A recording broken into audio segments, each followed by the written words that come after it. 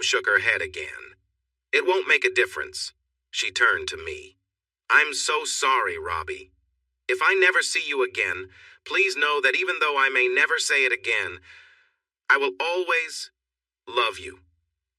You were the heart of this family, and we tried to push you away for no reason other than our pride. You are the best of us. Never forget that. Do what you need to do. For what it's worth. Mom paused, her eyes narrowing. I don't think the rest of them stand a chance, but I have to support your father. I understand, Mom. I replied sadly. She suddenly looked at me. It was the first time she had heard me call her Mom in over a year. She looked at me and nodded slowly. I will love you forever, Mom said, turning to walk back to her family. Before she turned fully, I rushed the short distance between us and wrapped her in a big hug. We stayed there for almost 2 minutes, holding on tightly. I knew my mother was trapped, but I understood her. She needed to support as many of her family as possible, even if it meant losing one of us. Our hug might have lasted longer, but then I heard my father calling her name from a distance. I let go. She turned and cupped my cheek, leaning down to kiss it. Goodbye, Robbie, she whispered. Goodbye, Mum, I replied softly. We both had tears in our eyes as she walked away. The drive home after the fight felt strange. On one hand, I had won a confrontation that no one thought I would. I had friends there for me and a woman I loved by my side. Knowing that love was returned made me smile. On the other hand, my family had caused this conflict. I wasn't looking for trouble, but it seemed like reconciliation was impossible now. I also worried that my father might do something reckless because he believed I was wrong in the situation with Brad and Georgia. That thought weighed heavily on me. Yes, I was still angry with them, and none of them took responsibility for their actions. But until tonight, I had hoped for an apology one day. I let out a mental sigh. I wasn't sure where my feelings stood after everything that had happened. I hated to say it, but I did miss them. Family was family. You only get one set of parents or siblings, and even though I might not like them, there was still a part of my heart that cared for them, even my difficult brother. But my father started to take away even the little good feelings I had left. I felt Amy looking at me as I stared out the window while Darren sped onto the highway for the main part of our drive to Noosa. Are you okay? Amy asked softly when the silence stretched on. I think so, I answered, still lost in my thoughts. It's been a tough evening. Fights and family stuff are confusing my mind right now. Tony turned to me from the front seat. Robbie, she said, you have done nothing wrong. Georgia and your family used your kindness and hard work. They expected you to always want the best for them, and when things went wrong, they couldn't admit it. Tony glanced at Amy for a moment. Georgia knows she has lost you. She kept watching you and your father argue earlier. Tony smiled. And she looked at Amy a few times, her face falling because she realizes you will never look at her the same way again. Until tonight, your family pretended that things could go back to how they were. I bet if she thought there was even a chance you would forgive her, she would leave your brother in an instant. I scoffed at that. See, Tony responded. Georgia knows she lost you, but it annoys her even more that she lost you to her younger sister. Amy laughed. Well, I lost my older sister to Robbie's older brother. I'd say it's a fair trade, but I think I came out better. That made us all laugh. I joked that I got the better deal, and for the next 20 minutes, we exchanged friendly banter. I felt Amy rest her head on my arm as we traveled. When her arm wrapped around mine, she squeezed me gently before letting out a happy sigh. At that moment, I realized I loved Amy so much, more than I ever loved Georgia. Why? Her actions. Amy didn't hold back when she stood up to my father for me tonight. I felt like she would have done anything if she could have. Sure, as Tony noted, Georgia stared at me because of what she lost. But she never stood up to my family or apologized during everything that happened. The car grew quiet as we continued down the highway. I fell asleep, tired, as we headed home. Home. For the first time tonight, I started thinking of Amy's place as home. I hadn't felt at home in over a year. Amy's place was beautiful. Who wouldn't want to call a house overlooking the Pacific Ocean home? But as I drifted off, with the street lights from the highway flashing over my eyes, I realized that home is more than just walls and a roof. It's about who you share it with. At Darren and Tony's, I was just a guest. Even though I lived there, it didn't feel like my place. Over the last few months, Amy had allowed me to arrange parts of the house to suit my taste.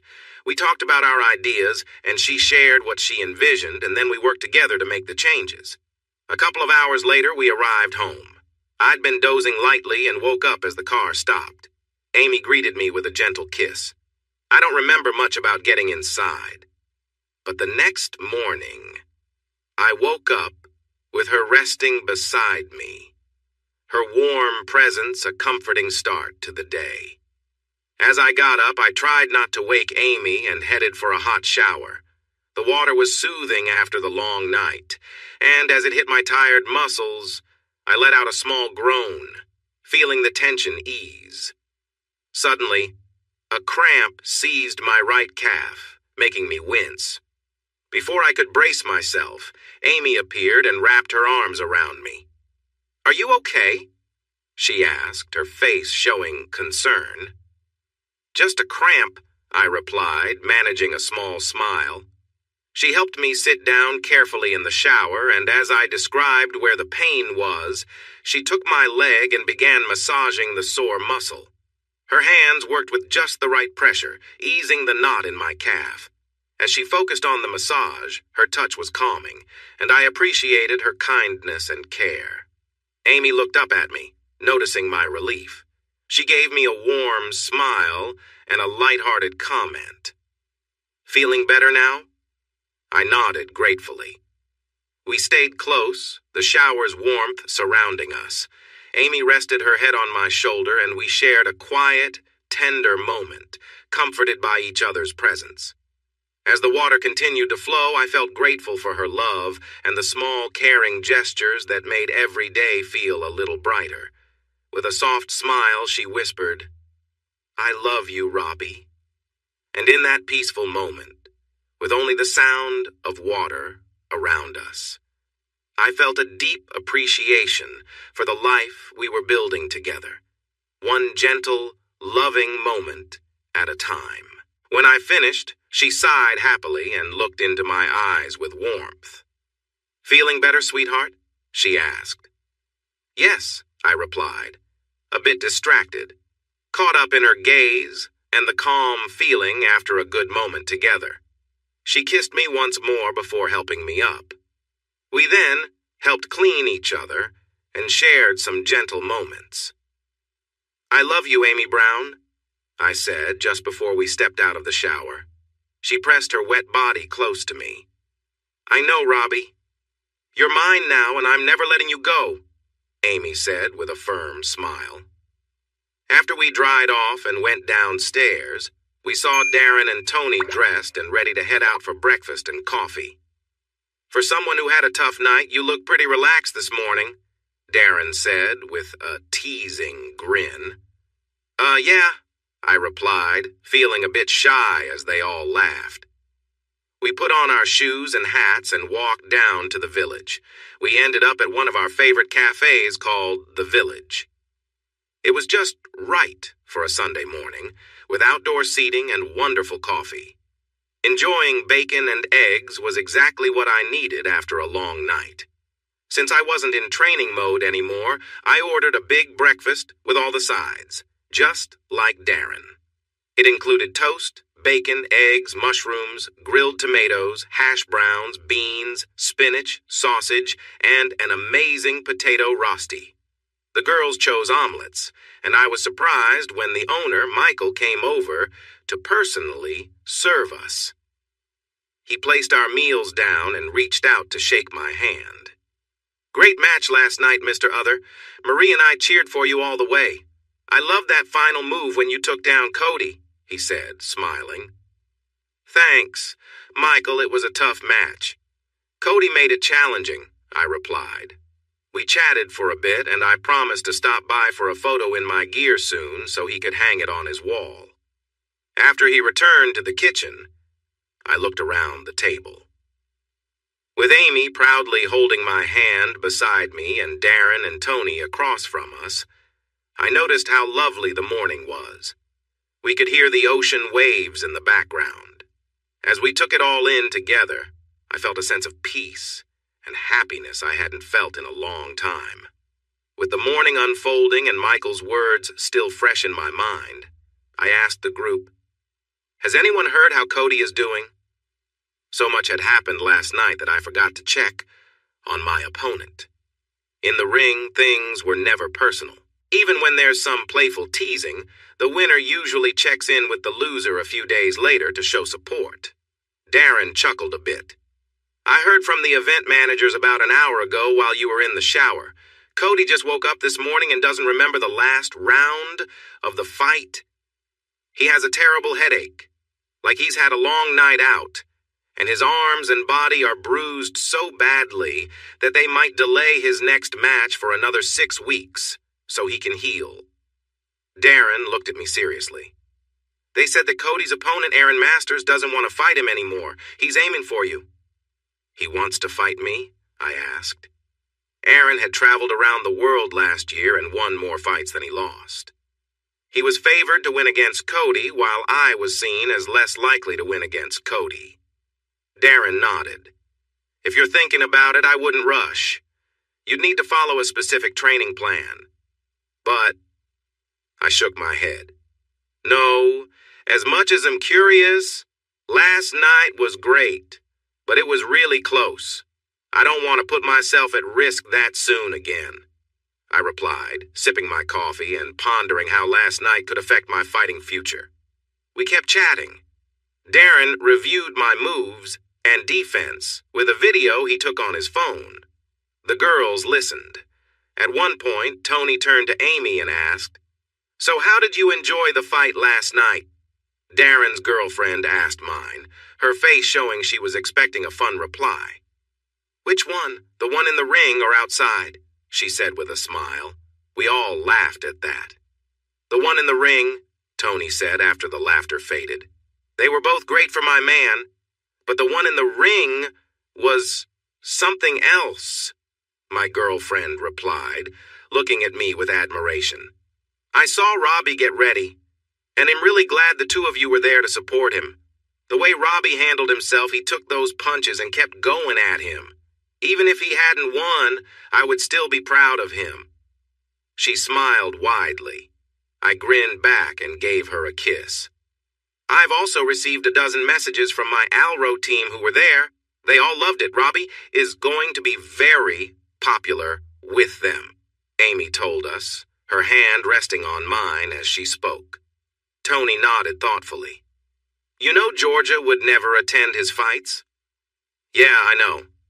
She always complained about it whenever we talked. But I guess she finally saw how impressive my man is last night," Amy said with another smile, squeezing my arm.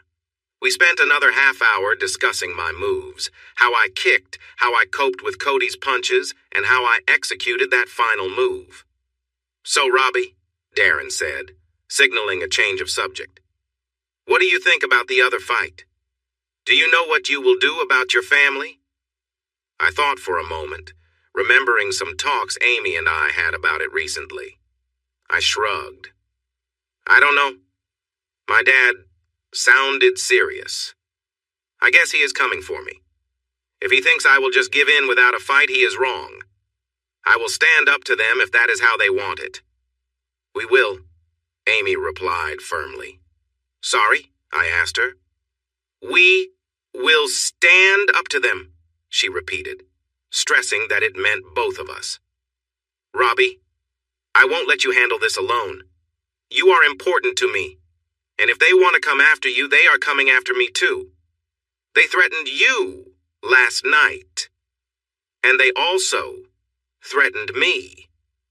I even have a recording of it," she smiled. I could see she was ready for the challenge.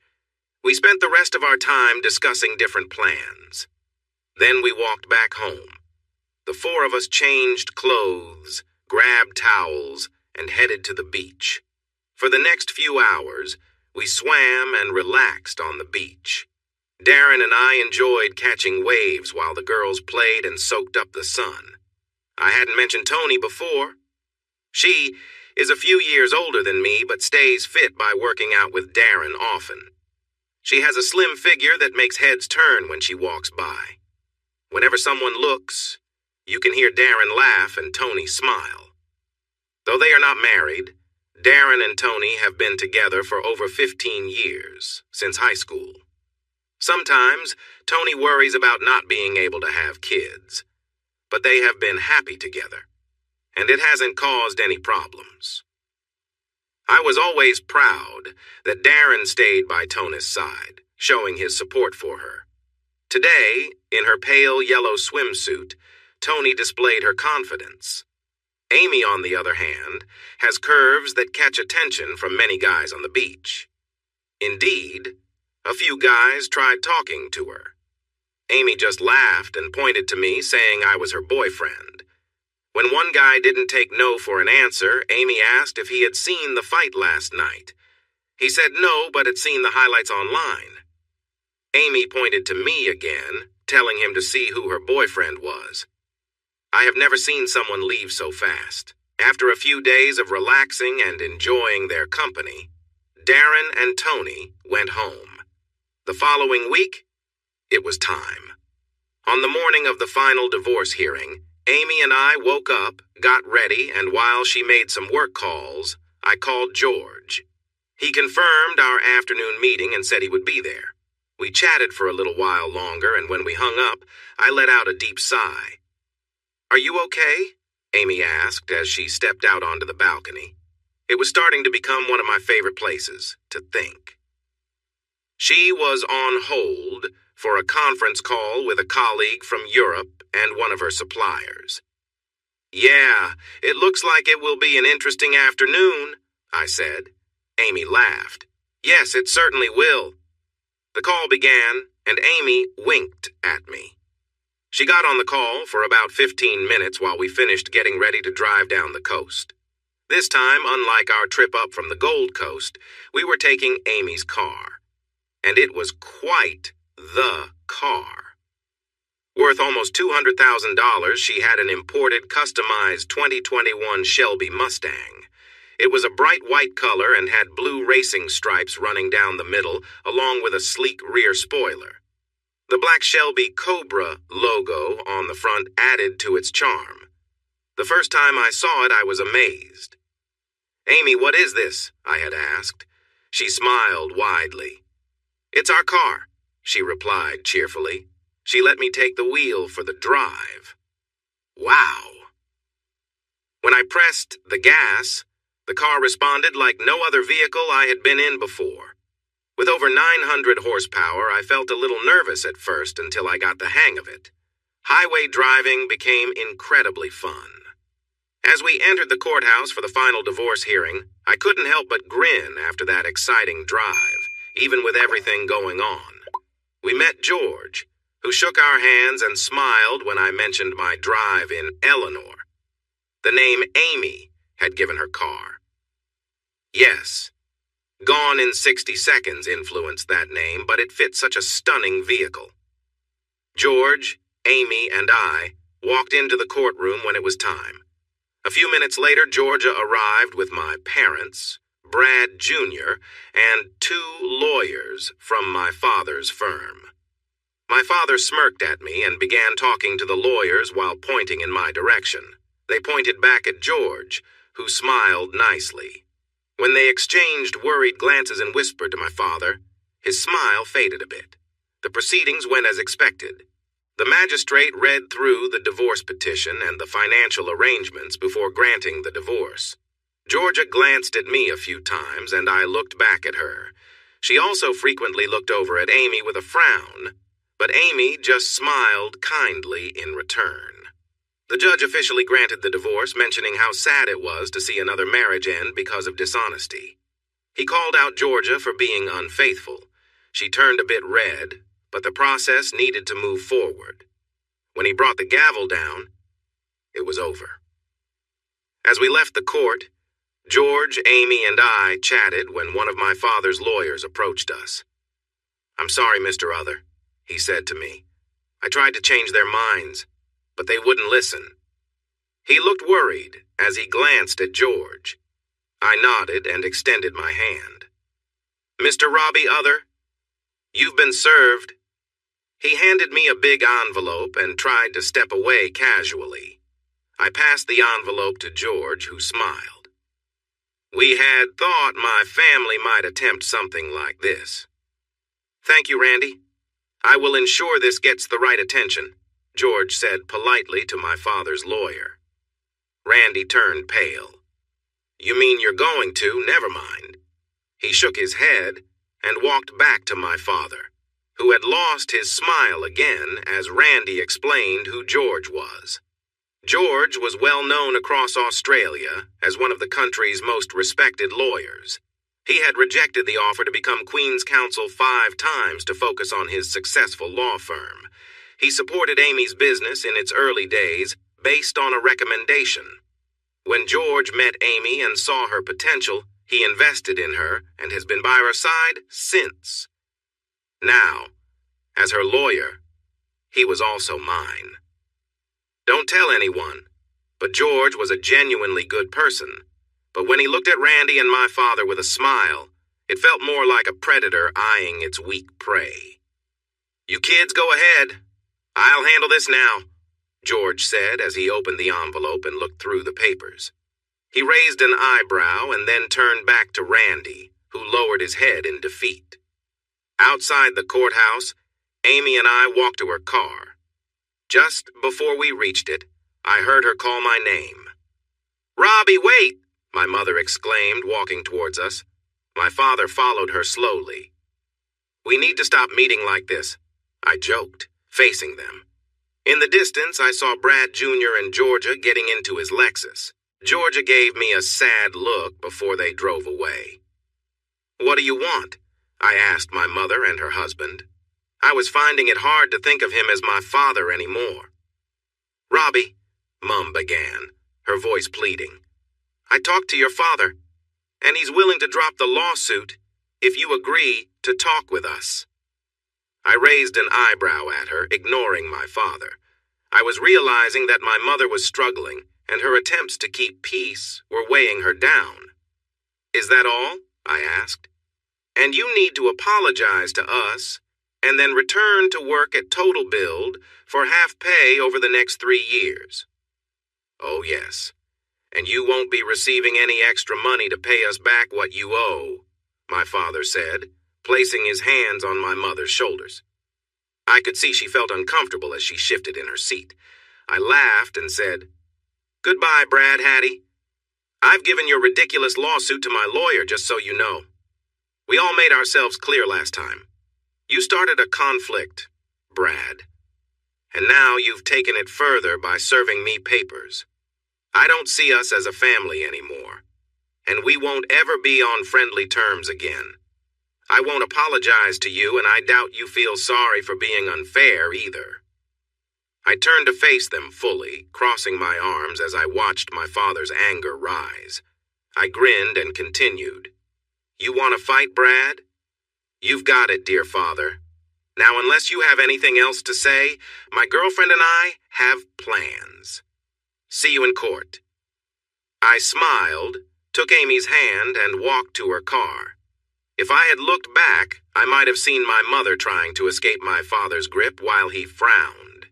His expression soured even more when we didn't walk around the fancy car,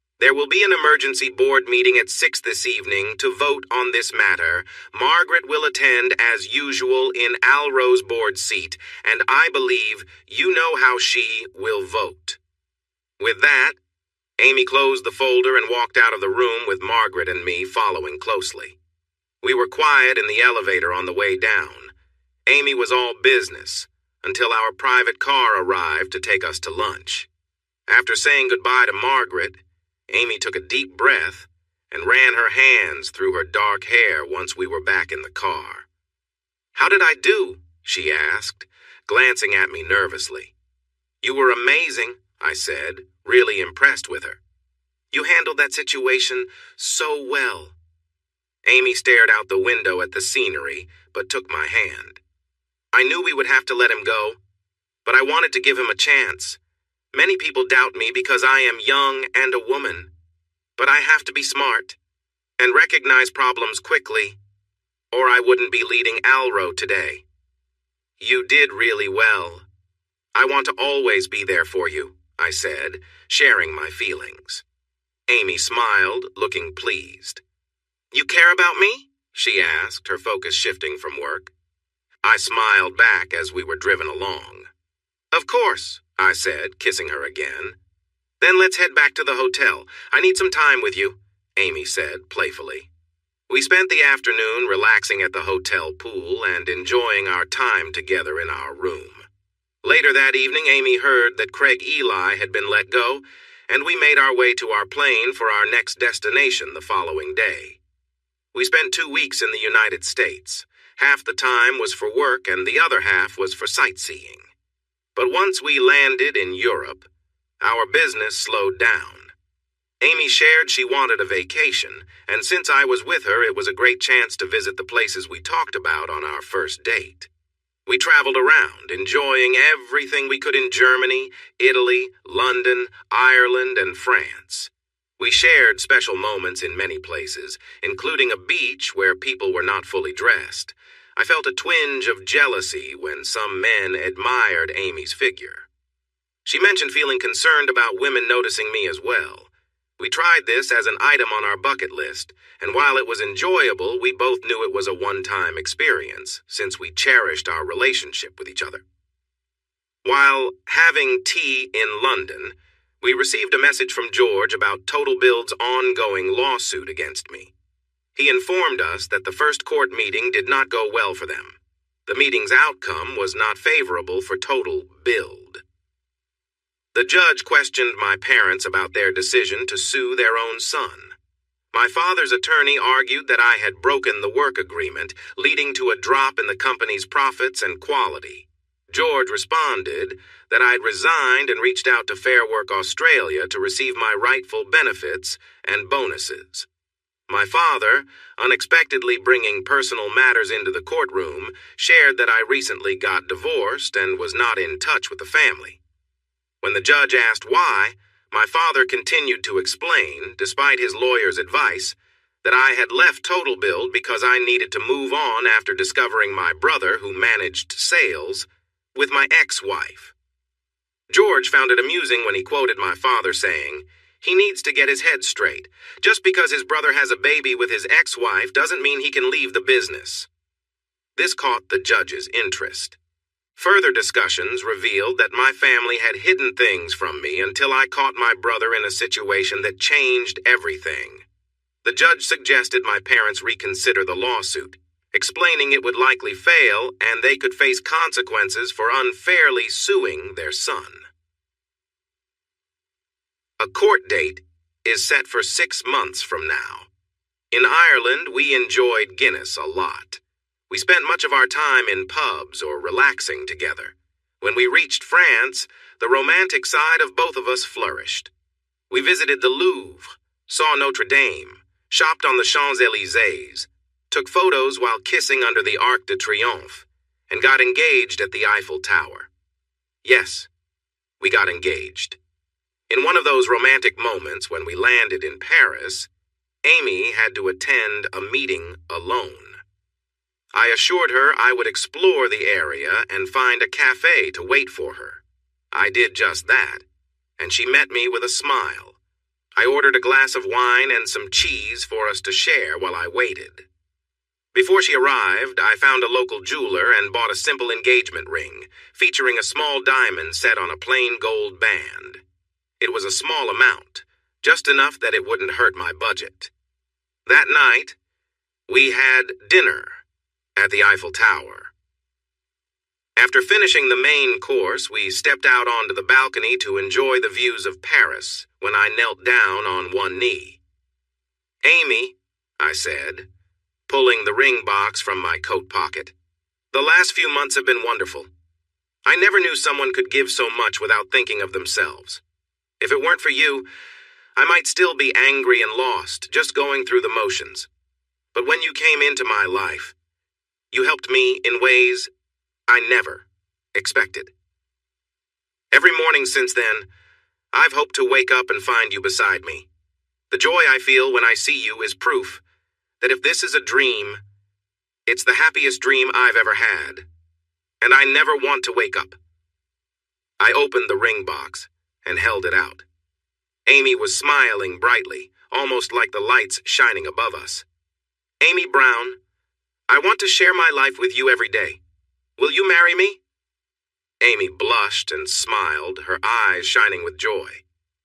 "Yes," she exclaimed, while people around us cheered and clapped.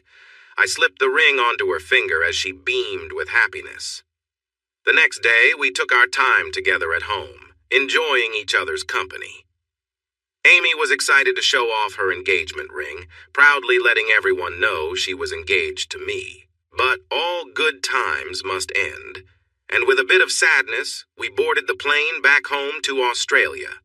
I had to admit, it felt good to be home. Amy didn't have any travel plans for the next few months since we had spent so much time together during our trip. A couple of days after we returned, I brought up the idea of finding a job. Living with Amy had made my savings dwindle faster than I expected. Now that I was going to be married, I wanted to regain some pride by working again. When I mentioned it to Amy, a smile spread across her face. "Honey," she said, her eyes sparkling, "having you with me these past few months has been amazing. You were my support during the few meetings you attended, and even when you weren't there, I felt like I could always count on you." But Amy paused. I raised an eyebrow, curious about what she would say next. "You're right about needing a job, and I know you're skilled in construction and management. What if you started your own construction company?" she suggested, a playful glint in her eye. I could tell she had a clever idea in mind. I smiled, thinking it over. Starting a business would indeed be a new adventure for me. "You're right, babe," I responded, still considering the possibilities. "You're right. I know about construction, but if you're thinking I should take on Total Build, I really don't have the funds to compete with them. I've always worked in operations, not with the crews on the ground," I replied. "That's not true, Robbie. You're engaged to the CEO of Alro," my fiancé said with a smile. "I'm sure we can find a way to raise some funds." "Alro Homes?" I asked, and Amy laughed at the name. "If that's what you want, my dear," Amy replied. In the following month, I created a business plan, an operational guide, a financial plan, and a hiring strategy. I collaborated with Amy on the details. We started in Queensland and aimed to expand to other areas as our business grew. I was excited to return to the construction field, but this time it was different from my experience with Total Build and the family business. Together, Amy and I discovered that while small homes were popular, there was a great opportunity in building homes from shipping containers. We would use these containers to create homes. We planned to launch with 3 models: a small unit with a bathroom, kitchenette, and a combined bedroom and living area, a modest model made from 4 containers that could be arranged in various ways, and a larger 2-story model made from 10 containers. All of them were modular and ready for placement at the client's chosen site. The containers could be covered with various materials and were well insulated. Thanks to Amy's connections, we already had 4 major clients interested before we even launched, including a big caravan park chain. With Al Rowe supporting us, I found we had access to clients that had previously been out of reach for us at Total Build. It took nearly 4 months to prepare everything. One day when Amy found me working at her kitchen table, she cleared a spot for me in her office, saying she wanted me closer. I made sure to present the complete business plan to the Al Rowe board. I didn't want to rely solely on my relationship with Amy. Sure, she helped me get in the door, but I wanted everyone to believe in our potential for success. With the financial support from Al Rowe, we leased a mid-sized factory space. I hired 3 teams, a couple of administrators, 2 account managers, a marketing expert, and we were ready to go. During our free time, Amy and I began planning our wedding. Amy dreamed of a beach wedding at sunset. I liked the idea and suggested we do it near her parents' home. As we discussed the details, we realized it would help keep many guests from violating the Al Rowe privacy agreement due to location. Amy thought it was a great idea. Amy's parents, Rain and Peter, supported us as we moved forward. At first, our family was happy for Amy and me, but they had some doubts about our relationship. However, once we returned from our trip abroad, they quickly became excited about our upcoming wedding. We shared some pictures of our time together and a video of my proposal at the Eiffel Tower, and that seemed to win them over. I felt like part of the family again. Through Rain, we learned that Brad and Georgia had tied the knot, and she was expecting their second child.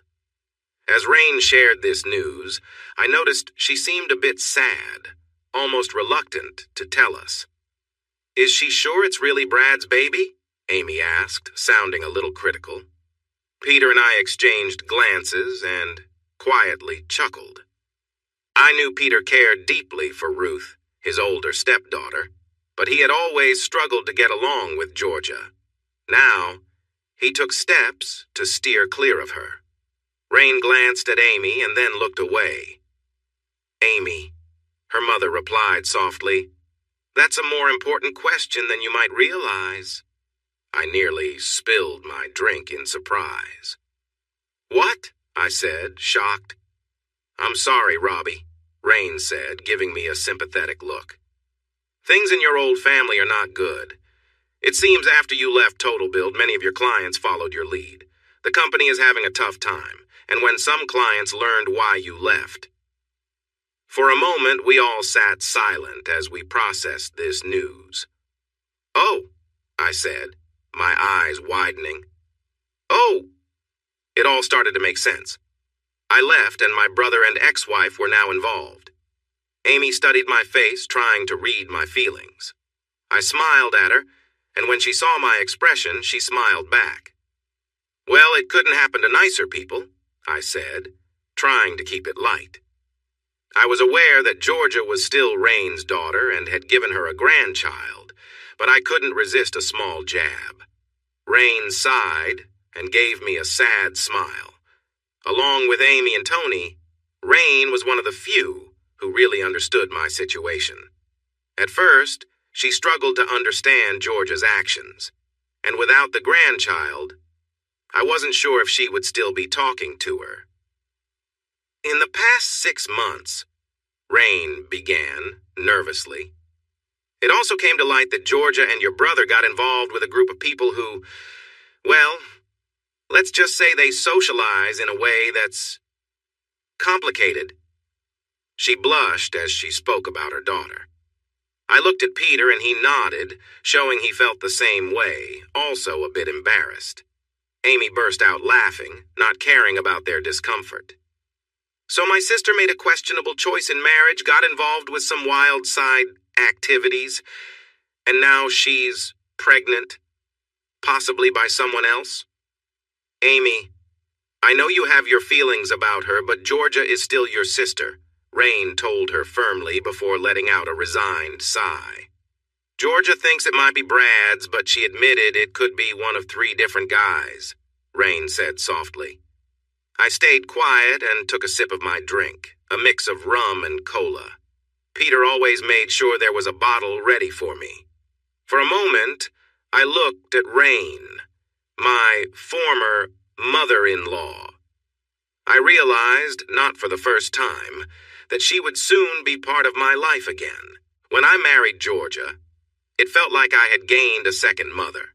But when I learned some surprising news about her, Georgia got too shy to talk to me for several weeks.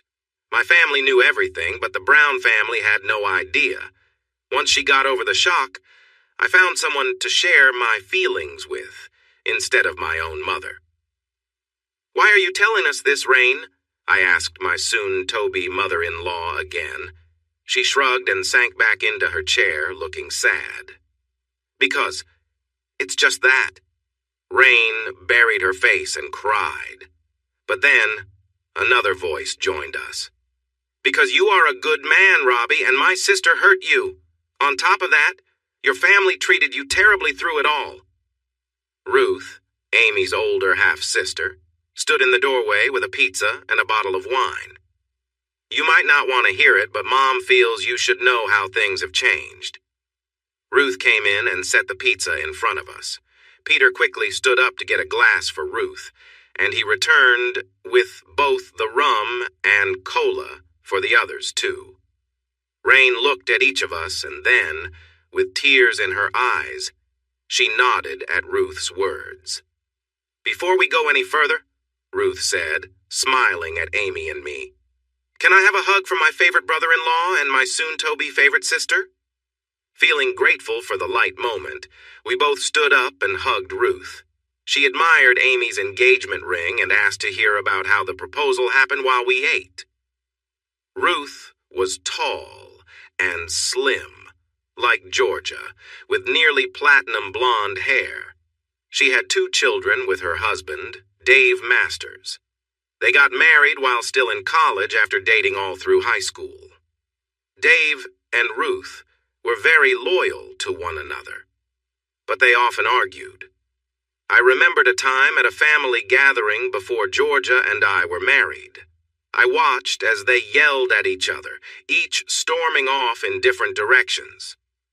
Later, they returned, apologized to each other and the family, and sat next to me. I asked them about it.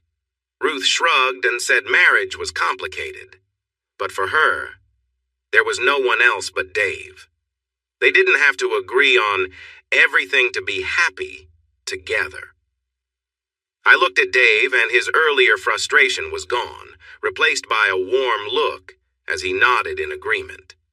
Coming back to the present, I shook my head.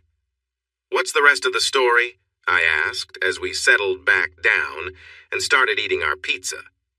Rain glanced at Ruth and nodded, happy not to be the one sharing the story. "I've heard bits and pieces from Mom and Georgia," Ruth started. "First, Robbie, I don't agree with what your family did. I think Georgia's choices were wrong, and I admire how calm you were about it." Ruth looked into her glass of wine, took a breath, then looked at me. "But Georgia is still my sister. Even though I'm disappointed with her, I still talk to her sometimes because she doesn't have many friends left." "I see," Ruth continued.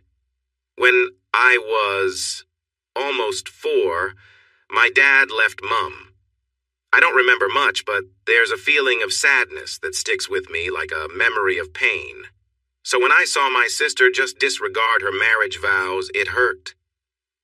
She took another sip of her wine. Rain appeared lost in thought, remembering something. "I've heard," Ruth said to everyone, "that Brad pressured Georgia to join him at parties for months. Usually you need to be a couple to get invited. So she said no at first. But when she found out you left with Amy, she was heartbroken and agreed to his demands. She told me it felt like all her hope was gone, and nothing mattered anymore." "Why?" I said, mostly to myself. "Georgia is the one who cheated on me and had another man's child." Ruth nodded.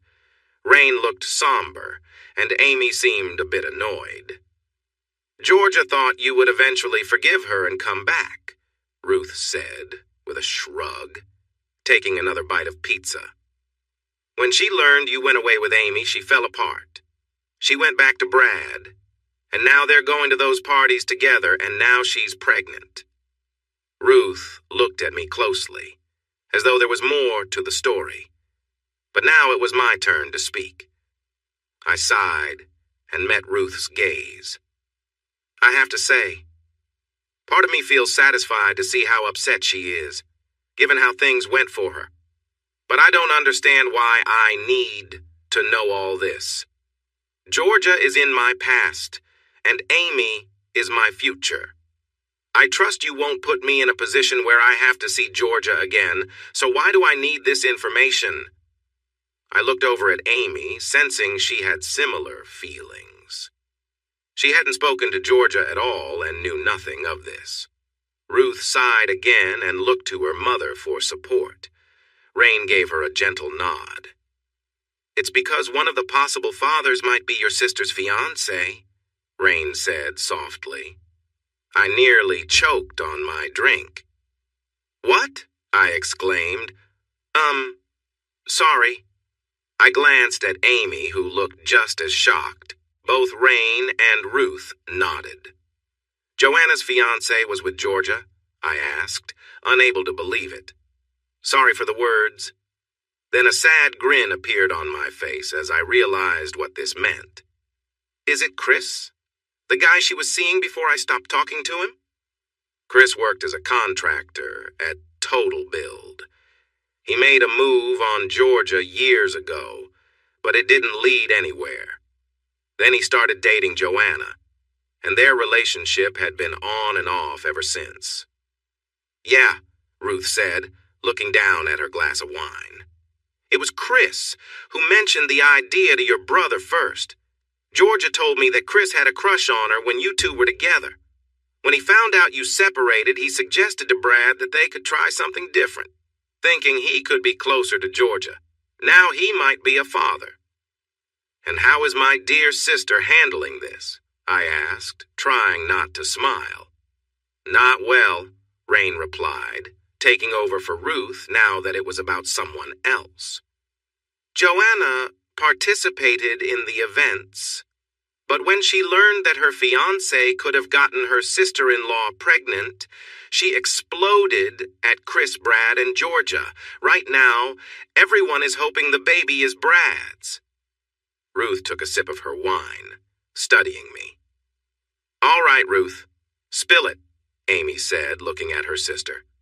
I know you have more to share. Ruth managed a sad smile. This part is a bit ironic, and Robbie, I think you'll find it interesting. When Georgia got the positive pregnancy test and realized it might not be Brad's, they went to your parents. It took me a moment to piece it together. No, I said, a grin spreading on my face. Yep, they did, Ruth confirmed. I burst out laughing. Amy looked at me as if I had lost my mind while I laughed hard. What? Amy asked, confused about this part of the story. I looked at Ruth, who was now smiling, then at Rain, who looked puzzled. Lastly, Peter was smiling too, showing he understood. I turned back to Amy. I said to my fiancé, my parents told Georgia and Brad to keep it a secret from Joanna. I looked back at Ruth. A moment later, Amy's eyes widened. No, they didn't? Yes, Ruth said. About 3 days after the pregnancy news, Chris started wondering about the timing, and then everything came out at a family gathering. Joanna was really upset, calling Georgia every name she could think of, and yelling at her parents for trying to keep things hidden from Chris and her. I couldn't help but chuckle a bit. Ruth raised her hands to quiet us all down. I only have Georgia's side of the story, she said. As her older sister, she has called me a few times when she needed to talk. She feels troubled and worried. Brad still wants them to go to those parties. And for the first time, Georgia feels confused and hurt. Can you believe that? I smirked. Funny how things feel different when the tables are turned. I took a breath. I'm sorry, Ruth Rain, if I seem a little unsympathetic. They both nodded to show they understood. Changing the subject, I asked, "What about my parents?" "I'm not sure," Ruth replied, leaning back on the couch. "Georgia hasn't told me much, but they said it would all pass with time. They think Joanna will get over it since she was at the parties, too." A sudden thought hit me. "Wait, Joanna and Brad?" Ruth chuckled. "Georgia mentioned that once. They drew names and laughed before picking again.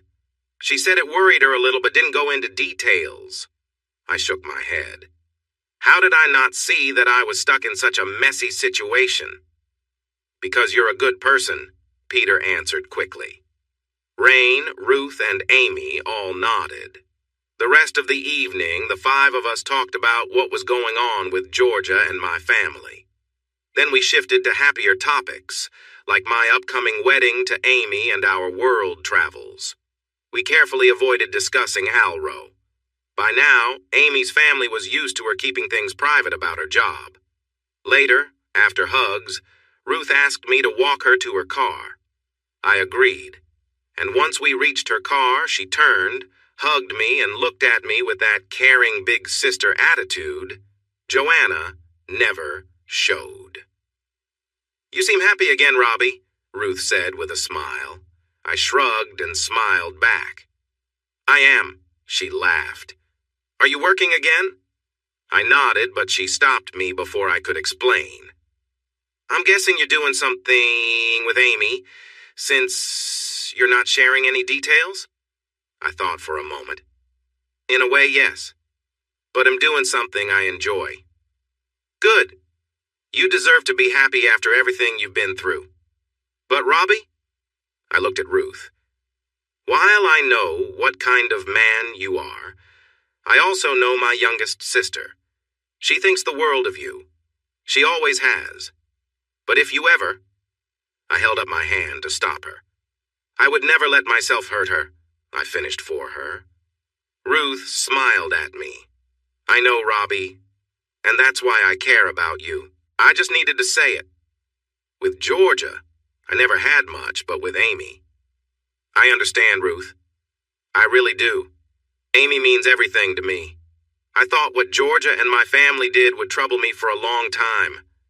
But Amy—" I paused, taking a moment to think. "She saved me, Ruth," I said, feeling a tear form in my eye. "I've never told anyone except Amy," I continued, looking into the dark sky. "I was just pretending to be okay while living with Darren and Tony. I was often drinking or training, feeling very low. I even thought about giving up a few times." Ruth gasped in surprise. "But when Amy showed up with Joanna, everything changed," I explained. "From that day on, I never thought about hurting myself again. Now, all I want is to be with Amy. I could never harm her. She is my hero, Ruth. You say she looks up to me, but I feel the same way about her. I know she's nothing like Georgia." Ruth hugged me and wiped a tear from her eye, and then there was a brief distraction. Suddenly, I felt a familiar embrace and soft lips on my neck. It was Amy. I smiled. "Good night, you two," Ruth said with a grin as she got into her car. Amy moved to my side, resting her head on my shoulder. We waved goodbye as Ruth drove away. A couple of months later, I found myself in a familiar room on the morning of our wedding. I was back at Darren and Tony's house, while Amy was at her parents'. The day was bright with a few clouds, but it looked like it wouldn't rain. I woke up late, and Darren took me out for breakfast. We took our time until noon, then we showered and shaved. George joined us for a light lunch, and then we got dressed, ready for the photographer to take some pre-wedding pictures of us. Darren was my best man, and George was a groomsman. When the photographer arrived, Tony said goodbye, heading over to Rain and Peter's to get ready as a bridesmaid alongside Ruth. We took photos and relaxed for another hour while watching some professional fights. This included Cody's latest match in the U.S., where he narrowly won against his opponent. Later, we headed down to the beach for the ceremony. I was amazed at what the event company had arranged.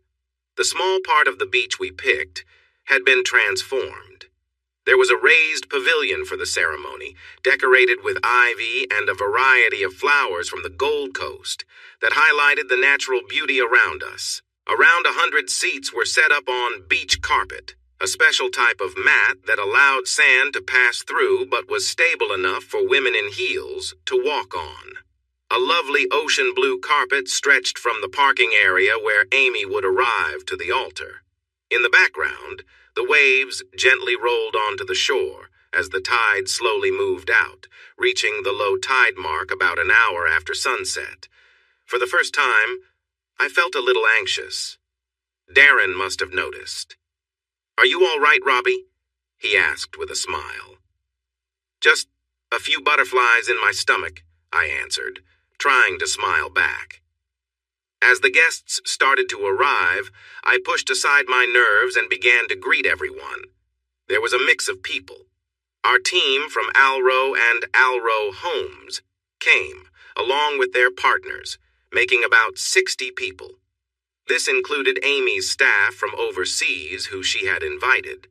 I recognized a few faces from the Brown family's gathering at my wedding to Georgia. To my surprise, the mayor of the Gold Coast and a state government representative showed up, having been involved with Alro for a while. I had met the mayor several times through work, and he expressed his sympathy over my recent change, but had a happy look in his eyes regarding my marriage to Amy and the work we were doing together. "By the way, I've always been curious, what does Alro stand for?" the state representative asked me during our chat. I smiled.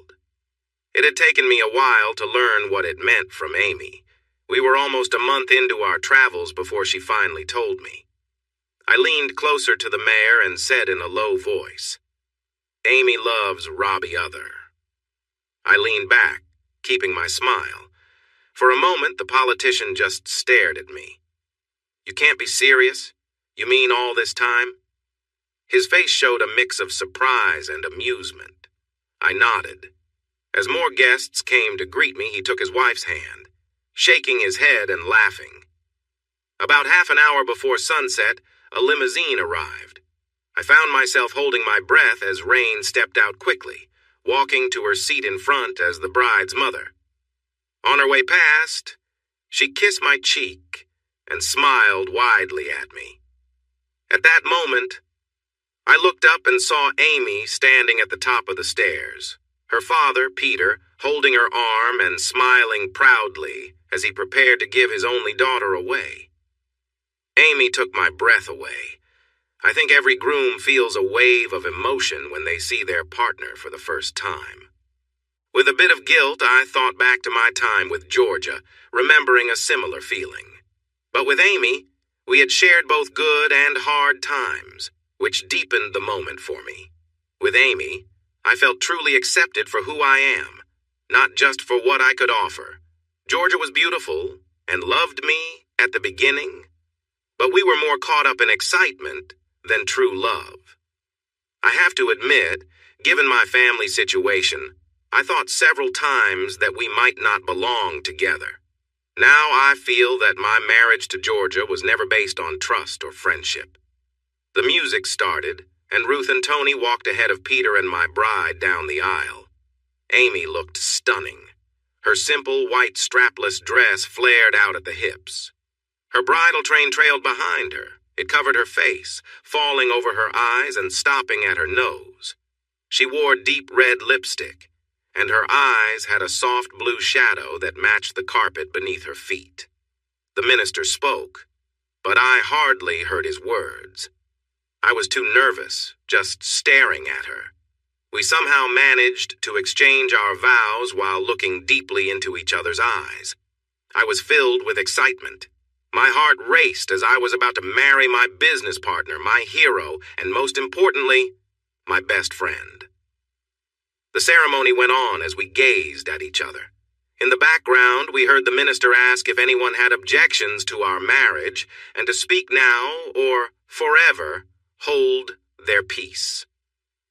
Usually there's a pause and a few smiles go around. Then everyone feels relieved, and the ceremony continues. But in our case, as Amy and I focused on each other, we didn't notice a group that had joined our guests midway through our vows. "I object," a voice rang out from the back of the crowd. Most of the people gathered were just passers-by, curious about a beach wedding. But among them was a group I wished would leave us alone. At the front of the group stood Amy's half-sister and my ex-wife, Georgia, who was expecting a baby. Georgia walked forward, followed by my parents and Brad Jr. If I looked farther back, I could see Joanna and her fiancé, Chris. The minister, a local pastor named Gordon, cleared his throat.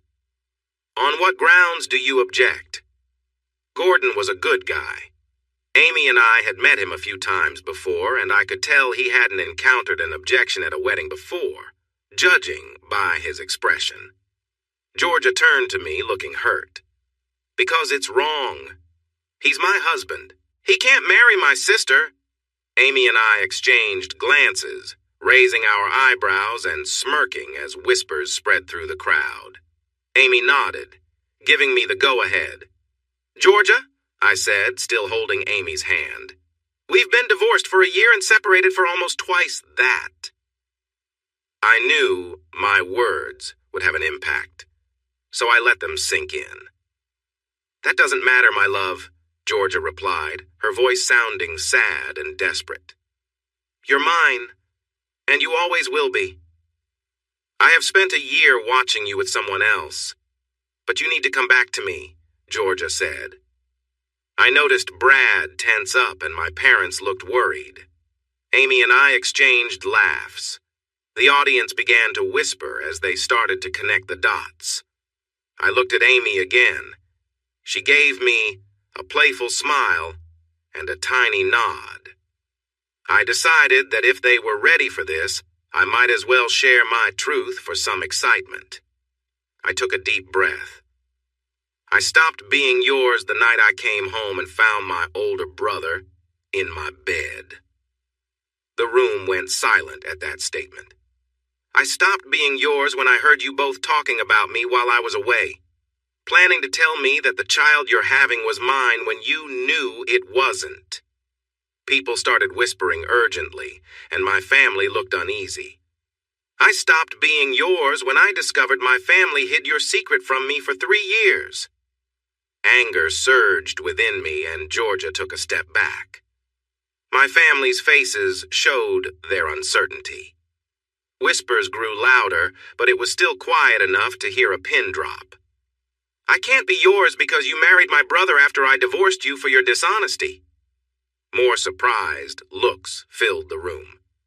"And let's not forget that the child you're carrying might belong to my sister's fiancé, not your current husband." The whispering stopped, and Georgia's face lost its color. "No, Georgia," I continued. "You and my family have no right to object to my marriage to a wonderful woman who helped me heal from the pain caused by all of you. None of you can say anything against me loving a woman who has given me her all and saved her heart for me." I turned to Amy for a moment, and she looked back at me with understanding.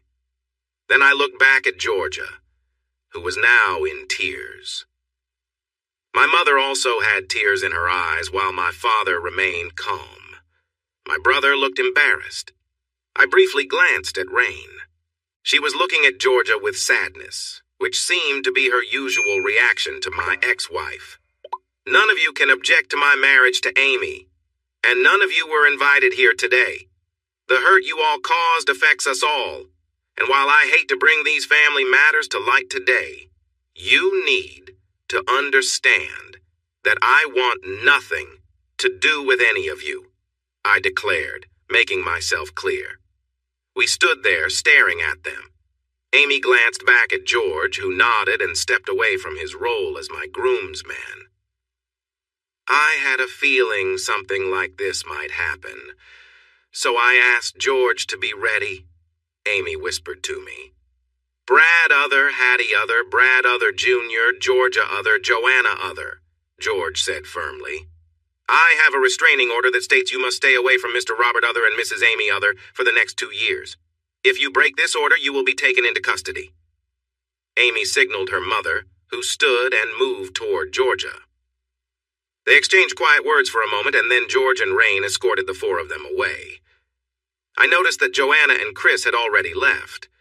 After about 15 minutes, we returned to the ceremony. During that time, Amy held my hands tightly. Gordon cleared his throat. Are there no more objections? He looked around and everyone laughed. He finished the ceremony, I lifted Amy's veil, and we shared a kiss as everyone, including those who had witnessed the earlier drama, cheered. Darren stood up, amusing everyone as he explained that we would be taking photos on the beach right away, and then we would return to greet everyone as Mr. and Mrs. Other. We spent about 30 minutes for the photos. The photographer was excellent, capturing beautiful shots. However, amidst our smiles and laughter at the shore, there were some sad images too. In the distance, my family appeared unhappy, and, over the years, Amy and I looked at that photo and felt a sense of loss. It was a difficult memory. Our honeymoon took us to Greece, where we had a great time exploring the sights and enjoying delicious meals. We made friends with locals during the day and enjoyed each other's company in the evenings. Once we returned home, we got back to work. Alro Homes was thriving, and many people sought our high-quality products. Surprisingly, farmers began requesting single-container homes to replace old quarters. After several requests, I asked our team to create an Outback line designed for the tough Australian outback, catering to the lifestyle of property workers. Once the word spread, we sold more of those units than any others in the first year. As CEO of Alro, Amy was always busy, but all it took was a glance for her to rearrange her schedule and spend time with me. After the first few months of our marriage, she would often come to interrupt me while I worked on various projects. Our first disagreement was about something we felt strongly about, a prenuptial agreement. George had prepared the document after I asked several times, but I found out that Amy had kept postponing it. We argued seriously over the document one evening, both of us saying things we regretted. In short, Amy didn't want a prenuptial agreement. I admired her for that, but I knew she needed legal protection for her company, Alro. She raised her voice at me. Do you know what the company name means? Amy's voice was full of emotion. It means there won't be any agreement. What's mine is yours, and that's it, I responded, saying I understood that. But she still needed protection. The argument fell apart quickly. At one point, Amy hinted that now she saw how my family felt about me being so stubborn that I couldn't see reason. We both knew she didn't mean it when she said it. But it was out there. For a moment, we were both quiet. I looked at her, hurt by her words, even though I knew she didn't really mean them. A short while later, I left her in tears.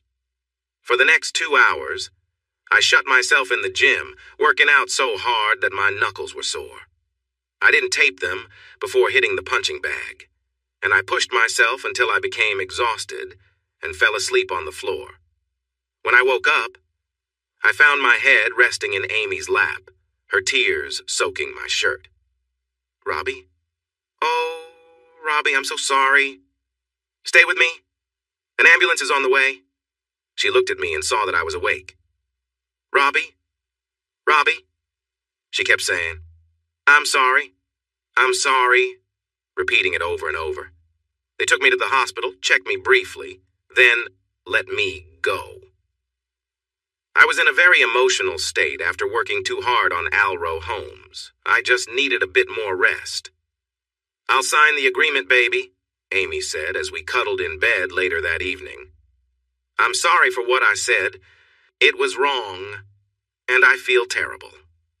I kissed her head, feeling her warmth against me while she quietly cried. It's all right, Amy. I know you didn't mean it, I told her. I guess I'm not perfect in your eyes anymore. I feel not good enough, she said. Shh. You're just as human as the rest of us. You were right, too. I know I can be stubborn sometimes. We just had our first real fight. That's all, I reassured my wife, holding her close. You need to understand that the prenuptial agreement doesn't bother me, because what mine is yours and what's yours is mine for as long as we're together. I just want us to be safe if anyone ever asks about it. I married you, not your money. I know, love, Amy replied as she nestled against me. It just felt wrong to sign it. After we talked a bit more and shared comforting touches, I felt a warm connection with her. Soon we were close under the moonlight in our bedroom, appreciating the love we shared. Afterwards, we both felt better, finding calm after our first emotional argument. The next week, Amy had to take an unexpected 3-day trip to New Zealand. A studio wanted to film a new fantasy series in the beautiful New Zealand wilderness. Alro had a big investment in one of the production companies the studio was working with, so Amy was asked to go to some meetings to support the project. She found it harder to be away than I did that first night. She called me from her hotel in the evening, and we spent hours talking, just like when she was home. We even had some playful moments over video chat, which made us laugh. It was nice to see each other and share some fun. The next night, we didn't get a chance to talk, because she had dinner with the production team. But before I went to sleep, I sent her a text saying I loved her and would see her when she got home the next day.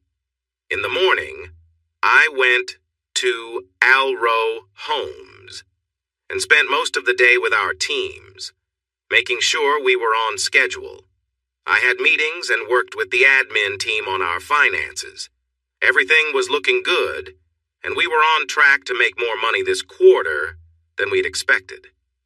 When I got home, I started to feel uneasy. Amy still wasn't home, even though she should have been back hours ago. I tried calling her, but only reached her voicemail. For the next hour, I kept calling different devices and apps. I even called Maria, the Alro manager in New Zealand. She hadn't seen Amy since the dinner with the clients last night. I could tell she sounded a little uneasy as I spoke to her for the third time without news of Amy. Maria, what's happening? What aren't you telling me? I asked her. Nothing, Robbie.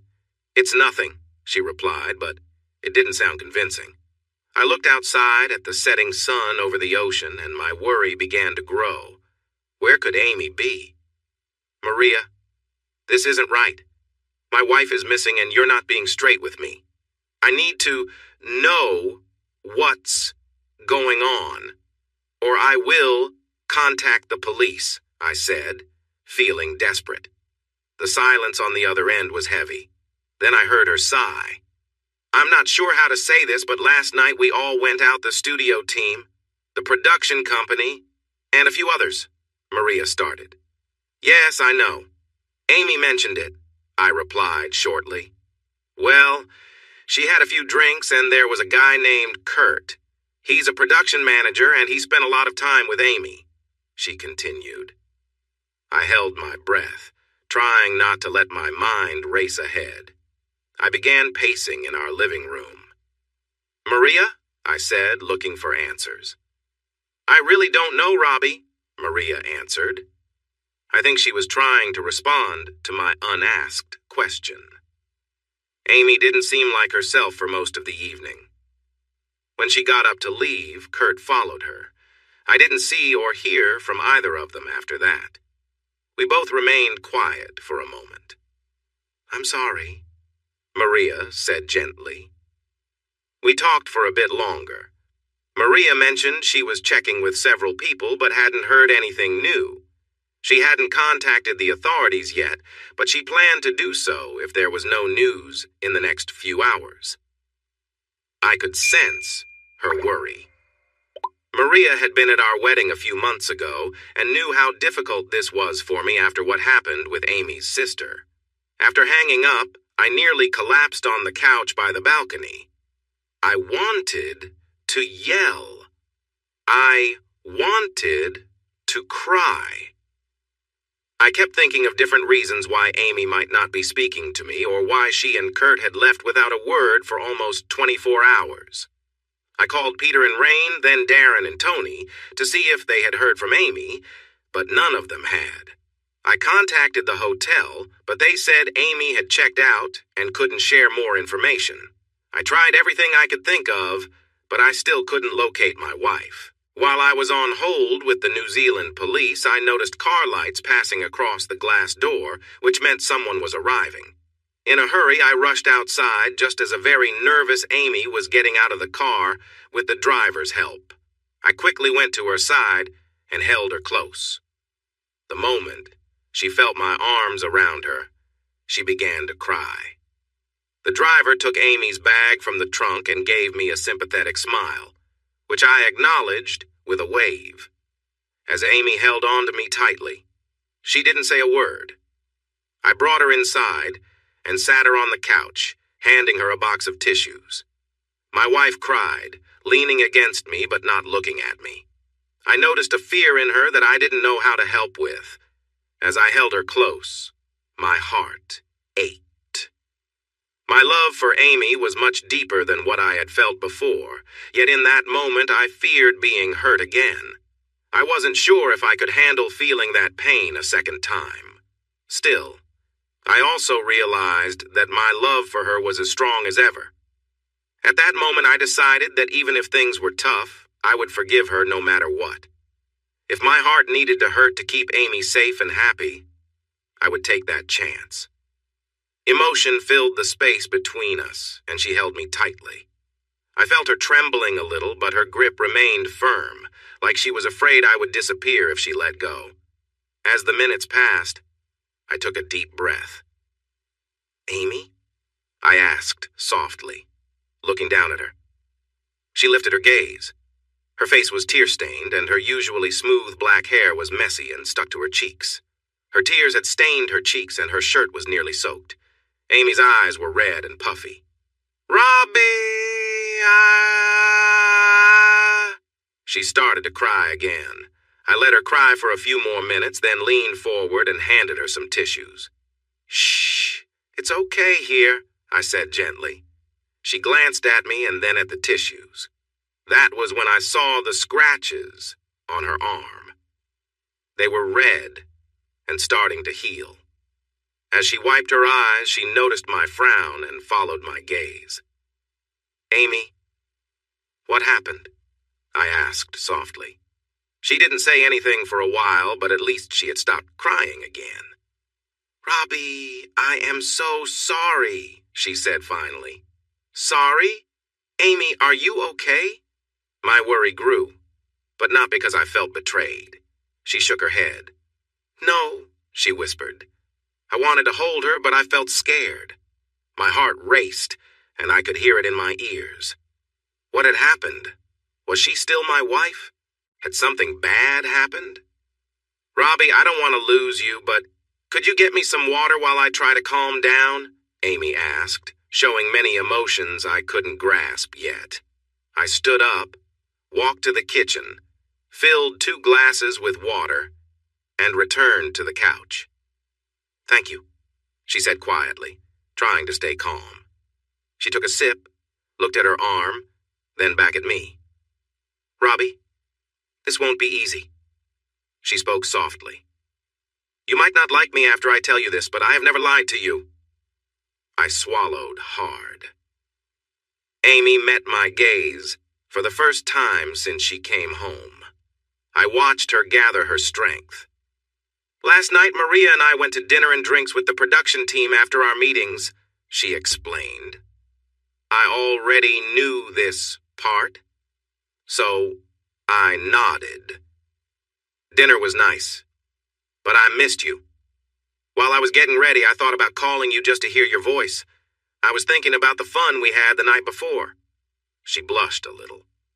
I stayed quiet, holding my breath, knowing she was getting to something serious. As we sat down for the meal, I started to feel a bit unwell. I had some wine. Amy raised a hand. I know it's not my usual, but everyone else was drinking, so I thought 2 glasses would be fine. She glanced at me before looking down at her hands. One of the production managers, Kurt, was flirting with me all night. I didn't encourage it, but he kept trying. I think Maria noticed, but she wouldn't step in unless I asked for help. Amy continued, speaking softly.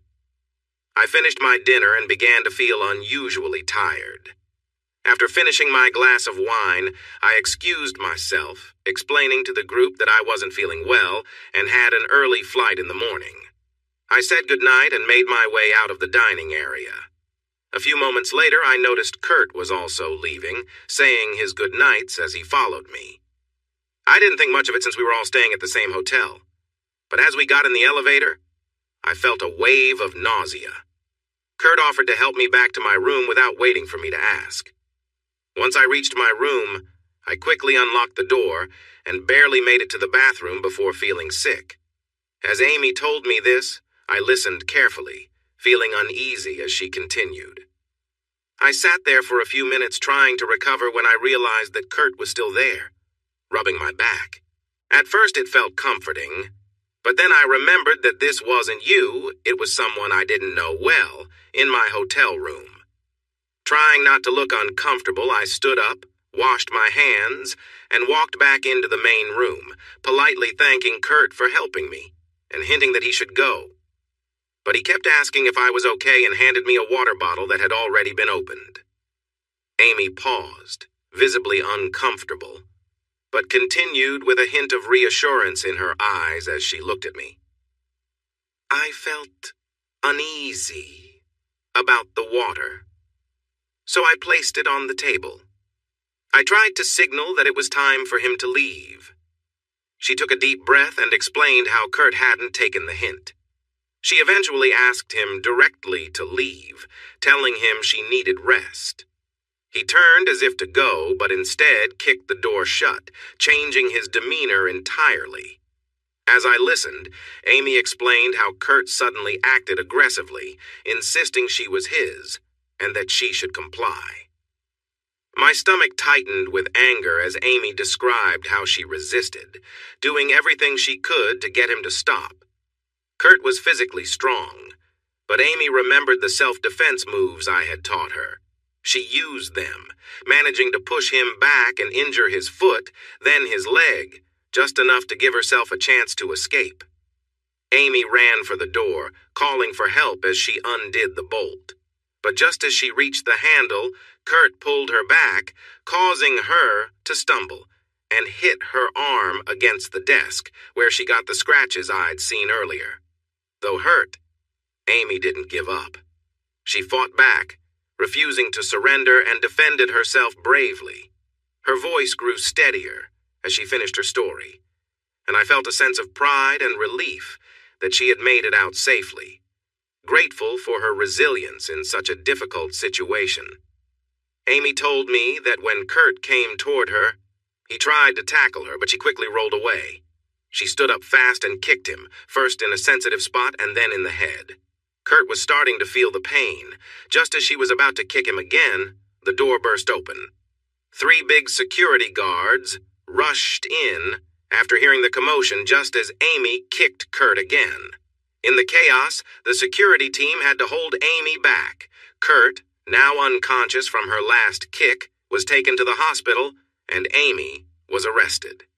She was kept in custody for hours without proper help, making her anxious. Since she was from Australia, they wouldn't let her call George or me because it was an international call. Her phone was broken during the struggle, so she didn't have Mariah's number either. The police didn't care who she was, they just saw her as someone who attacked a man. Once Amy finally got a public defender early the next morning, she spent a long time trying to explain to the inexperienced lawyer that she was just defending herself. However, it wasn't until almost mid-morning that they began to believe her story. Kurt, who had woken up at the hospital, claimed that Amy had been flirtatious with him during dinner and invited him to her hotel room. When he turned her down, he said she became violent. While the police didn't fully believe him, he questioned how a smaller woman could fight someone as big as him without catching him off guard.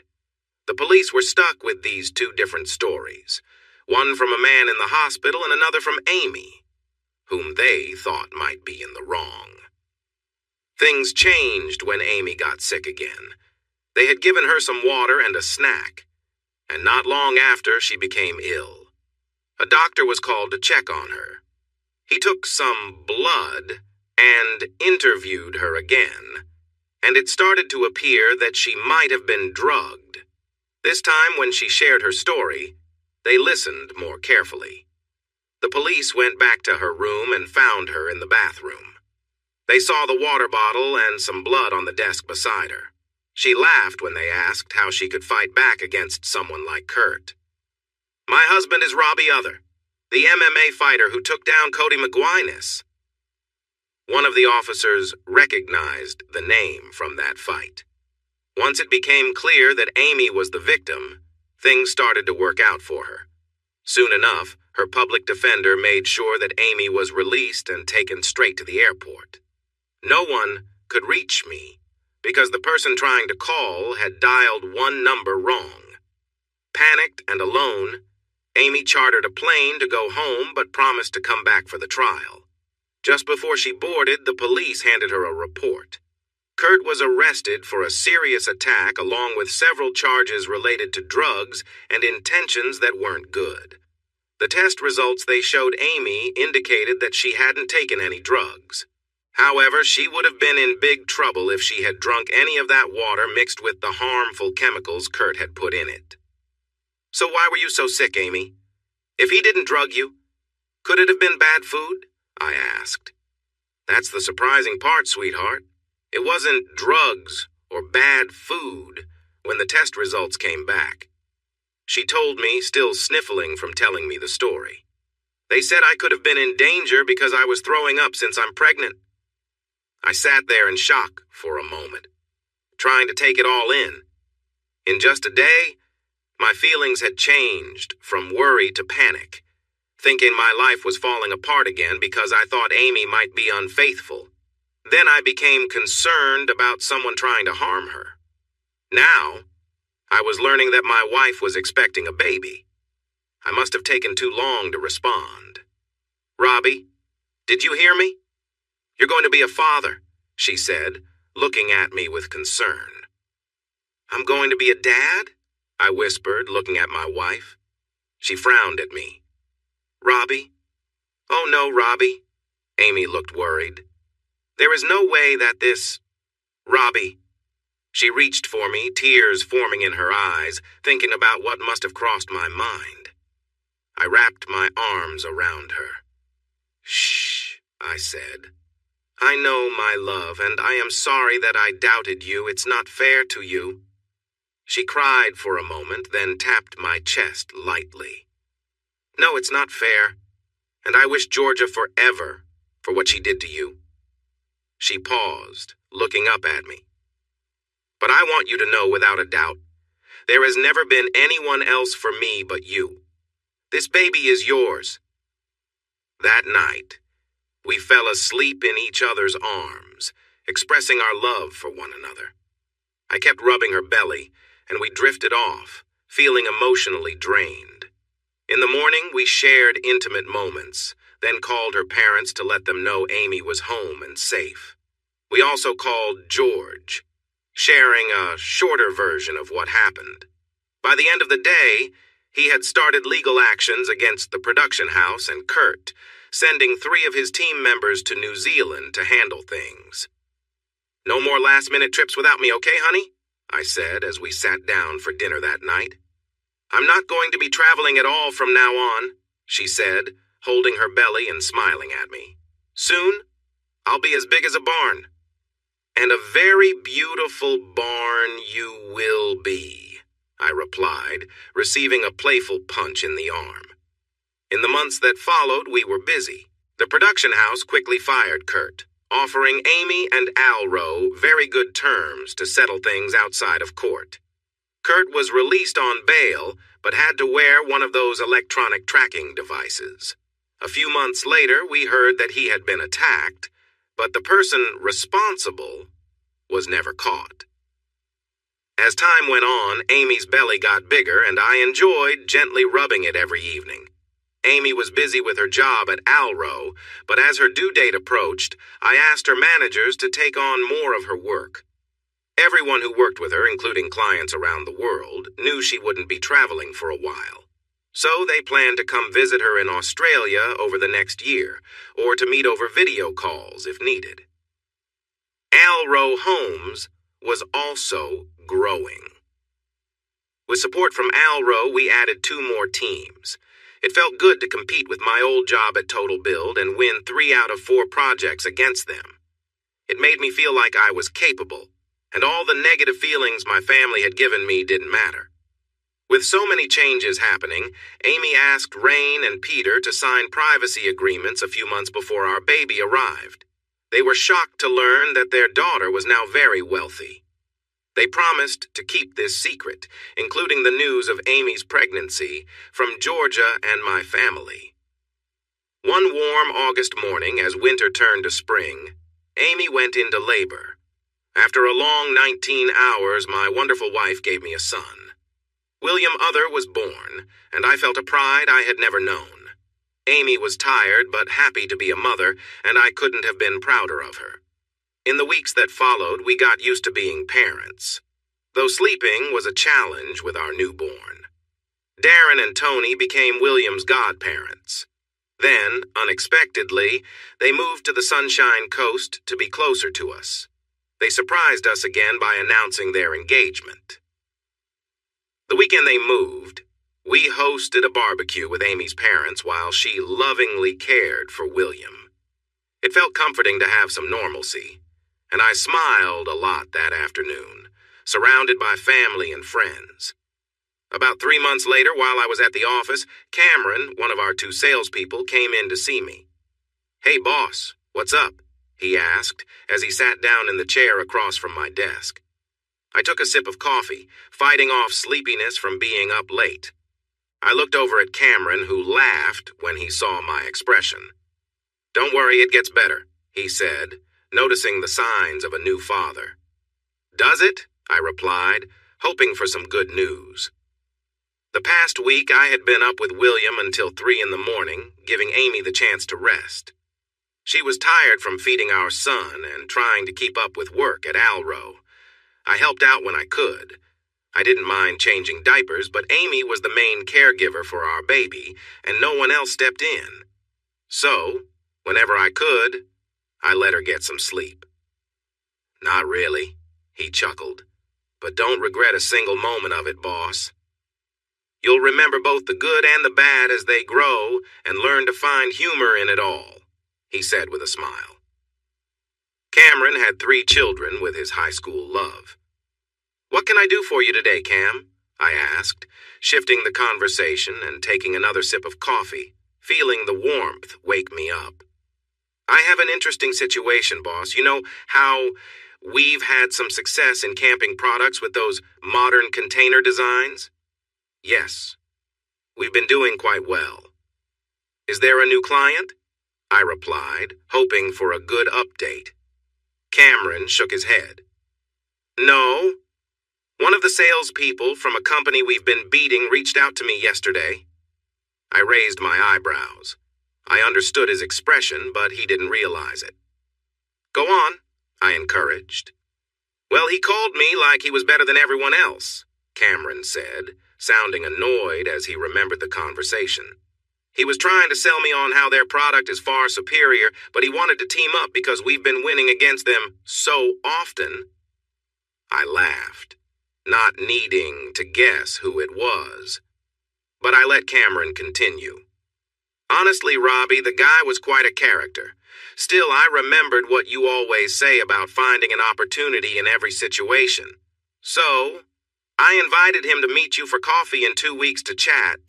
I doubt anything will come of it, but who knows? Maybe they could help sell our products. Cameron chuckled while I frowned. He looked at me, noticing my hesitation. I stood up, walked around the room, and then turned back to him. Cancel the meeting, I'm not interested, I told him. Boss? Cameron looked surprised. Just to confirm, you're talking about Brad Other Jr. from Total Build, right? I asked. Yeah. How did you wait? It's them, isn't it? He caught on. I nodded. I hadn't shared my background, but the industry was small enough that rumors spread. Plus, the last name Other was hard to hide, so Cameron quickly connected the dots. Consider the meeting canceled. I'll call and cancel it now, Cameron said, getting up from his chair. Thanks, Cam. I sighed in relief. He paused at the door. Sorry if I brought up anything uncomfortable. I should have realized. I waved it off. It's okay. Keep looking for new chances. I appreciate your creativity, but I won't work with that company or my brother again. We chatted for a little longer before Cameron left. He returned about half an hour later to confirm he had canceled the meeting without mentioning my name. He noticed that Brad was unhappy and tried hard to get a meeting, even saying he would bring my father, the CEO of Total Build. Cameron kindly said no. I thought that would be the end of it. But when it comes to my family, I should have known better. 2 weeks later, on a Wednesday morning, Amy and I walked into Alro Homes carrying coffee. I was holding a smiling little boy named William when my past came back to me. Now I understand why I couldn't get a meeting. That guy works here, I heard my older brother say in a rude tone. We turned back to the waiting area and saw a group sitting on the couches.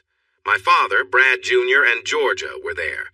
Georgia had a baby in a stroller and a young child on her lap. She looked at us, starting with Amy, then William, and finally me. When our eyes met, I saw a moment of sadness on her face as she noticed me with my son. My older brother, Brad, only glared at me after his comment.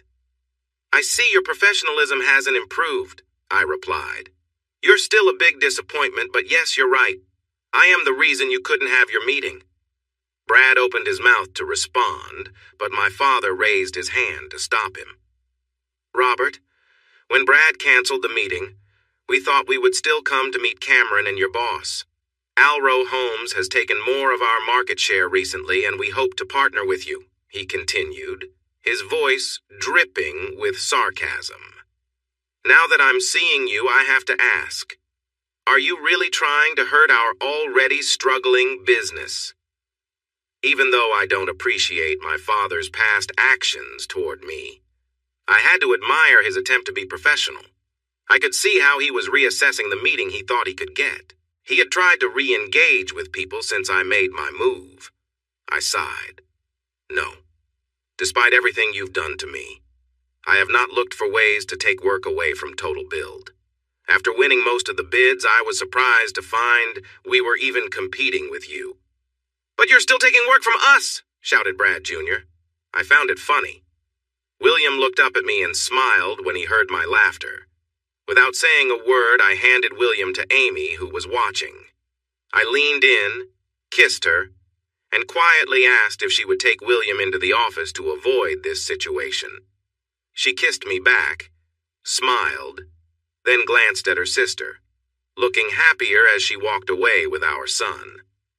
As she walked by the reception desk, she gave the receptionist a look. The receptionist followed Amy, leaving me with my family and ex-wife. What do you want? I asked my father, crossing my arms. He studied my face and his attitude changed now that we were alone. I want to talk to your boss, the owner of Alro Homes. I need to tell him that my dishonest son is taking our clients. I will tell him you are a disgrace to the business and should have nothing to do with us. If he fires you and works with us instead, we can make a lot more money together. I will show him that you are not important, and I will make sure you, along with your wife and son, end up struggling, just like I said I would. I raised my eyebrows and smirked, wondering if he was losing his mind as he got older and things didn't go his way. He took a breath and continued. You think you're in a good position, but you're not. I have years of experience. While you think your business is doing well, when I talk to your boss, I will show him that my experience and my team can outperform anything you offer. My father smiled like someone who was just holding on to reality. When I speak with them, they will see that everything you learned came from me. I can do it better and faster. I will make sure you lose everything, and Alro Holmes will let you go. You will be begging for help from me again. His words were filled with passion that felt almost desperate. His hatred for me clouded his better judgment. So, I asked, if that's your plan, why do you think he'll let you talk to the owner of Alro Homes? I took a smug sip of my coffee. You have no choice, my father replied, smiling again. Now that I know you work here, I will start a campaign against you and make sure everyone understands who you really are. I laughed at him. So let me get this right. You're willing to lie and cause trouble just to hurt me? Do you hate me that much because I wouldn't agree to what you wanted? By the way, is that my niece in the stroller? Or does it belong to Chris? I smirked. No one said anything, which told me it wasn't a family connection. It doesn't matter, my father snapped. Brad is raising Colleen, which is what you should have done. I looked at them all and felt a tiny bit of sympathy for my older brother for the first time. He had been surprised to find out that he was raising another man's child. Brad Jr. and Georgia looked uncomfortable as they watched the conversation between my father and me. I chuckled, but quickly raised my hand when the three of them looked upset. Sorry, but I find this situation rather amusing. For that reason, I'll let you talk to both owners for a few minutes, I told my father. I don't think you will convince them with your obvious falsehoods, but it should be entertaining. Just give me a moment to set it up. I think they were not expecting that. Without saying anything else, I walked into the back office while they sat down, whispering to each other. They probably thought I would not agree to what they wanted. Inside the office, Amy was sitting in a chair, feeding William and chatting with Jenny, our receptionist. I told everyone to enter through the warehouse this morning since. Jenny glanced at Amy and then back at me, hesitating. Since your family is in the reception area, it's all good, Jenny, I replied, smiling at my wife. I've decided to let them spend a few minutes with the owners of Alro Homes. I told them they could explain why I should be fired for being incompetent, and why Alro Homes should partner with Total Build because of their experience. Amy looked at me curiously for a moment, then grinned. You're enjoying this, aren't you? She asked. Absolutely. I smiled back. Robbie, you know if we do this, your family and even Georgia might figure out what's really going on, she said with a frown. I sighed. Yeah. Brad probably wouldn't catch on, but Dad might. Are you worried about the secret being revealed? Amy paused to think for a moment. She adjusted her shawl, gently burping William. She shook her head. Now that we are married and have William, it's different, but even if your father makes the connection to Alro, he might just assume I worked there and used my connections to help us. Maybe, I said. Anyway, how about we get Cameron? He can introduce us. Great idea. My wife grinned. Just a few minutes later, Cameron came out, greeting my father, my brother, and Georgia. Moments later, Amy and I walked out holding hands, and the three of them looked surprised. Everyone, Cameron announced, I would like to introduce you to the owners of Alro Homes, Robbie and Amy Other. They are some of the best company owners I have ever met and incredibly sharp. Wow, Brad said, looking at the room with new eyes. You own this place? How's that possible? It must be worth millions. Amy replied in a professional tone. This facility is valued at about $2.5 million. Our other place is worth just over $3 million. In the last year, in our first year of business, Alro Homes made a little over $15 million with an 8% profit margin. Our product is becoming well known for its high quality in the market. Thanks to our CEO, we always meet our deadlines, and our investors are pleased with the growth at Alro Homes. Investors? Brad Jr. asked. Yes, investors, I answered. Alro Homes has outside investments, and our investment team was eager to help us get started as soon as we had our business plan ready.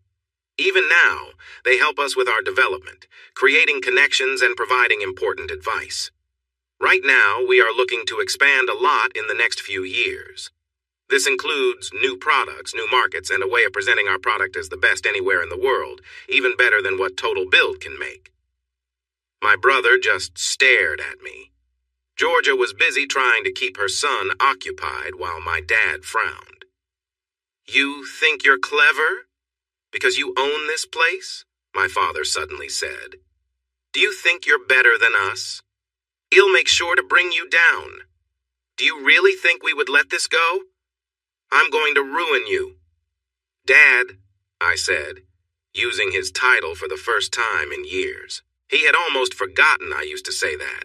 For years you have ranted and said I should just obey you. You've threatened me over and over that you'd ruin me while wasting your time and energy. He started to reply, but I cut him off, tired of the argument. Enough already, I snapped, catching everyone's attention. Have I taken Total Build's market share? Absolutely, and your threats mean nothing. Every time you threaten me, I come back stronger. But I don't need to explain myself to you because you won't see my moves coming. You once told me I should have accepted what happened with one of the worst people, I said, glaring at my older brother. He didn't seem to understand. He was probably still trying to grasp that I am now a CEO. I turned back to my father, our eyes locked as I continued to speak firmly. You insisted that I accept someone who betrayed me while she was married to me. She not only became pregnant with my brother's child, but also had a child from another party. Can you just pause your dislike for me for a moment? Please try looking at things from a different perspective. Take a step back and see how you all appear from the outside. It looks like a big, tangled mess of connections. And while you pretend to be upset by my actions, your business has dropped to less than 20% of what it used to be. You've had to move 3 times in 2 years just to keep running. Good builders on the Gold Coast won't work with you because they can't trust when they will be paid. I also know you're on your last warning to keep your account in good standing, or you'll lose access to those supplies. My father looked shocked. Yes, Dad, I said, stressing the word. I've been paying attention to Total Build since I left. I worked hard there, and despite my feelings toward you, I'm sad to see how far things have fallen. Shut up, my brother yelled. We would have been fine if you hadn't taken our projects. I chuckled. Brad, maybe you need to look in a mirror. I shook my head. My brother was raising another man's child as his own. Yet, he called me out when I had walked away from a similar situation with the same woman. I glanced at Georgia, who was trying to avoid eye contact while caring for her son and rocking her daughter gently in the pram. I felt it was time to show them I knew more than they realized. But even before we launched Alro Homes, your market share had already dropped by over 13%. I'd guess that the deals you have now are more about Dad's experience than your selling skills. How many of your deals did I fix before I left? We all shared a few awkward moments of silence. Dad started to regain some of his confidence. Listen, Robert, I need you to back off. Leave our business alone. I thought we might work together. But knowing you own this place, I cannot partner with such a disappointment. Now it's personal. You're my biggest rival. I'll make sure your business fails, and you end up without a home, and your children will blame you for it. I shook my head. He was still not seeing things clearly. He stood up to leave, but wanted to say one last thing. You could have avoided all of this, Robert. You could have been happy. You could have been with Georgia and had a family by now. But instead, I'm going to make you suffer. He clearly didn't notice Amy and me walking in happily with William. I guess I started, but Amy raised her hand. Listen, Brad, my wife said, speaking up for the first time. You just threatened us again.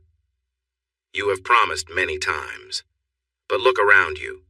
You see what Alro Homes has become. You must understand our strength.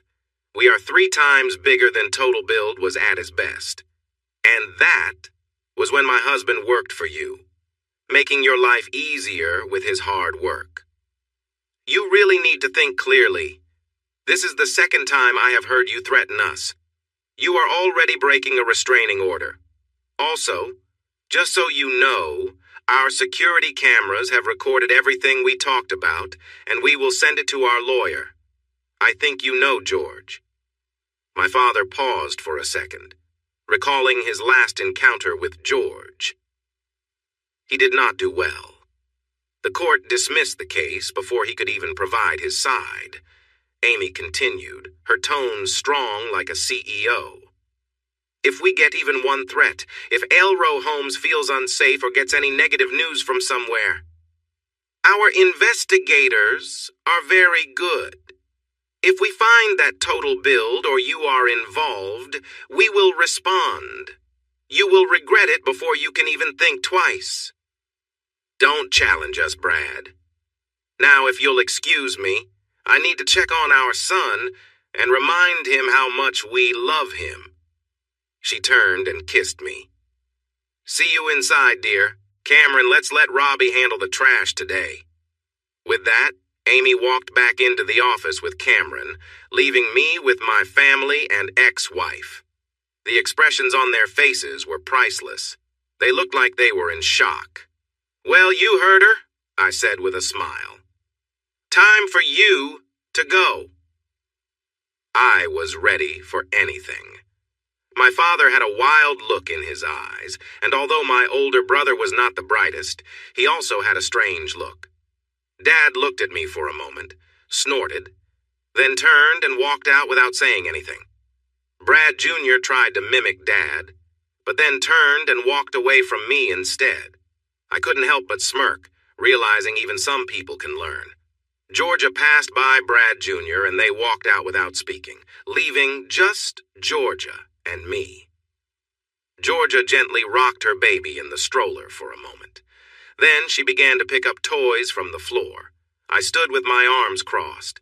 At one point, she picked up a book and looked at me, tears in her eyes. I'm sorry, Robbie, she said softly. Sorry, Georgia? What are you sorry about? I asked. I wasn't really angry. Time had softened that feeling about her. She looked at the security camera in the corner, and then shrugged. If it weren't for me, you'd still be a family. No one will say it, but they all blame me and treat me like an outcast when we're not in public. I doubt your parents would even speak to me if I didn't have the kids. She took out a tissue and wiped her eyes. Look at the way they just walked out on me. A lot of their anger is directed at me as much as they direct their words at you. Your father treats me badly. Your brother hardly pays attention to me. Your sister is almost always rude to me. Honestly, they don't get along that well. The only thing keeping them together is your mother. She is hurting and misses you a lot. She also holds me responsible for my past choices. She looked up at me with a faint smile. Yes, Robbie. I can admit my mistakes. I made poor choices and I regret them. I had a child that isn't yours. That alone feels like my stain on our past. And then I made another mistake with your sister's fiancé. It didn't help that I got pregnant. That's all she needs to blame me. At that moment, I realized Georgia was deeply troubled. She looked into my eyes, sadness clear on her face. And look at you, she said, trying to change the subject. You're doing well in your business, better than your family's company ever was. You also married a wonderful woman, she added quietly. She paused, noticing I was ready to react. Yes, Robbie, I know Amy. She liked you from the start. It doesn't surprise me you married her. I understand that after I let you go. Tears were now rolling down her cheeks, but I just stood there, not reaching out for her. And you have your son now, Georgia said. I know I denied you that. But if it helps, seeing him with you this morning felt like a dagger in my chest. I know I should have shared that moment with you. But I was too wrapped up in my own issues. She sniffed, picking up the diaper bag and hanging it on the stroller. Robbie, I'm not happy. The only reason I haven't taken more serious steps is because of my children, she said, giving me a small smile. I feel miserable, except for them, and live in a sort of nightmare where everyone treats me poorly. If that gives you some satisfaction, then you can have it as a form of apology for what we've put you through. Georgia, I began, touched by her apparent regret. No, Robbie, she interrupted, raising her hand. I don't want your pity. I just need you to know. Your family is incomplete without you. I am nothing without you. She finished quietly. Don't let your father get away with anything. Even with Amy's warning, I worry that their anger towards you will blind them to the truth. She began to push the stroller towards the door and paused as the door slid open for her, glancing back at me. Robbie Other, you are the kindest man I know. You are smart, hardworking, and honest. My sister is so lucky to have you. She looked me in the eyes. Treat her well, Robbie. She may not always show it, but I care for her just like I still care for you. Then Georgia walked out of my life again. I must have stood there for a while before I felt Amy wrap her arms around me. She's right. I am the luckiest woman in the world. I turned and kissed my wife. And I am the luckiest man. In the following months, we heard some rumors about our business, and soon Total Build was trying to win every project we were working on. George quickly shut down the gossip because we knew its source. In response to Total Build's actions, I made sure that Alro Homes seriously considered every project that could compete with them. If there was a good opportunity, we went for it. Otherwise, we let them have whatever was left. We also had our first trip overseas since the New Zealand event and William's birth. He was mostly weaned, and I could give him the milk from the supply Amy provided. The night before she left, Amy and I spent a lovely evening together, falling asleep happily in each other's arms. William and I saw Amy off at the airport, and I made sure that her security was ready while she traveled. I felt nervous those first few days, and I think Amy did too. But when she returned 10 days later, we both felt a sense of relief. Amy shared that she became anxious whenever someone approached her while dining, but she was comforted by having security around. We often enjoyed quiet moments together, and I cherished the closeness we shared.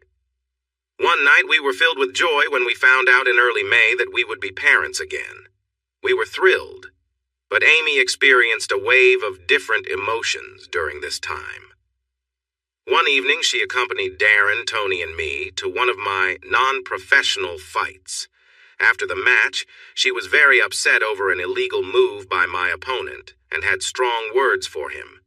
Then she turned to me, reminding me to take better care of myself. Later, after Tony had calmed down, she was very sorry for what had happened. Later that night, while we were in bed, she tried to make it up to me in her own way. A little after 6 months into her pregnancy, Darren and I went to a training camp for a fight I was getting ready for in June. It was a professional match, and both Darren and Tony, along with Amy, encouraged me to participate. Amy wanted to make amends for her earlier emotional reaction during my last fight. I kissed Amy as I left the house with Darren for our drive to northern New South Wales, which took about 6 hours. Tony and Amy planned to spend time together since they were both expecting. Yes, Darren and Tony were having a baby. They hadn't shared the news until after the first trimester, but with Tony feeling time was passing quickly for her, they decided to start trying. They were fortunate to conceive naturally despite some health issues Tony faced in her late teens. Darren was thrilled, and like my own wife, Tony's emotions were all over the place. We cared deeply for our partners, but a few days of training was exactly what we both needed. When we arrived at the camp, we joined a group of 12 for an intense 2-day training session. They had us working hard from early morning until late at night, with exercises that were tough for anyone who wasn't already fit.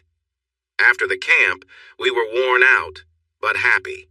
I looked forward to a relaxing evening with our partners, maybe having a drink, cuddling, and enjoying some quiet time with my wife.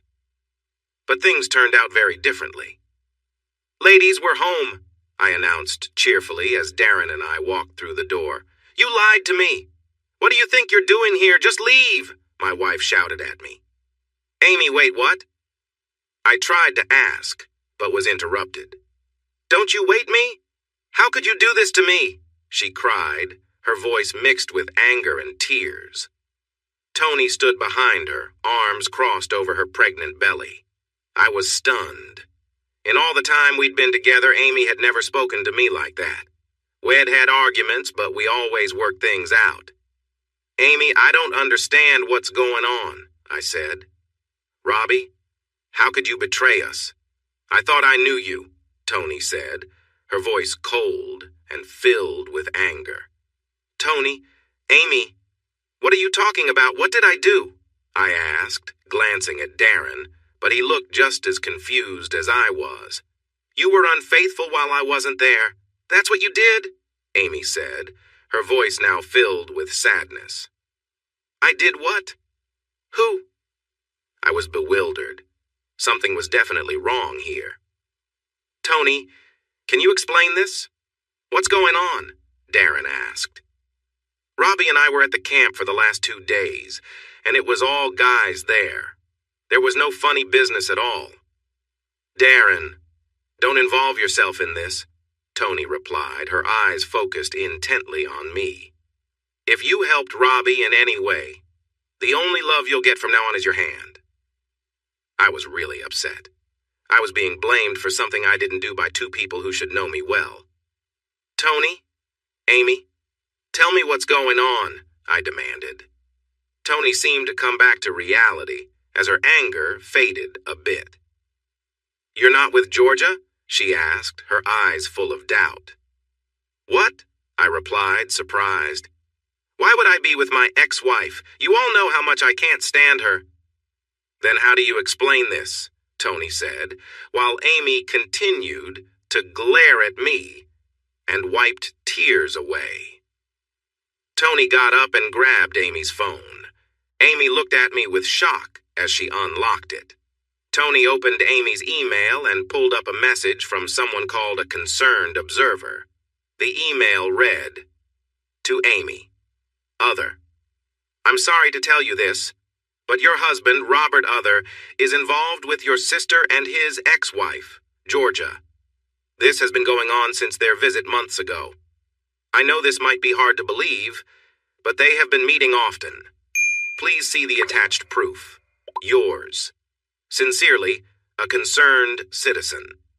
Attached to the email were several pictures and a couple of videos. They showed Georgia inappropriately and some images that suggested I was involved with her. One short video even displayed me with Georgia. The last picture portrayed us smiling together. Amy, I began. It's not what it looks like, right, dear husband? Amy snapped. Look, Amy, I can explain. I tried to explain. But Amy, in her upset state, wasn't listening.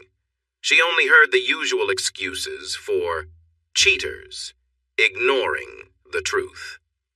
Is that you in those pictures? She asked through gritted teeth. Yes, but, I started again. Get out, she yelled. Get out! She broke down in tears. Amy, I called as she sank to the floor. How could you do this, Robbie, after everything? How could you hurt Amy? Tony said as Amy continued to cry. Tony, it's not what it looks like, I insisted, glancing at Darren. He was caught between the email and trying to support me. It's really not. I felt awful, sounding like a cheater even though I wasn't. Just go. Leave, Robbie, Amy sobbed. My world felt like it was crumbling again. Hey, everyone. Thanks for watching. Don't forget to subscribe and turn on notifications so you won't miss any of the exciting stories we have coming up. What do you think about the characters in this story? Let us know in the comments. We'd love to hear from you.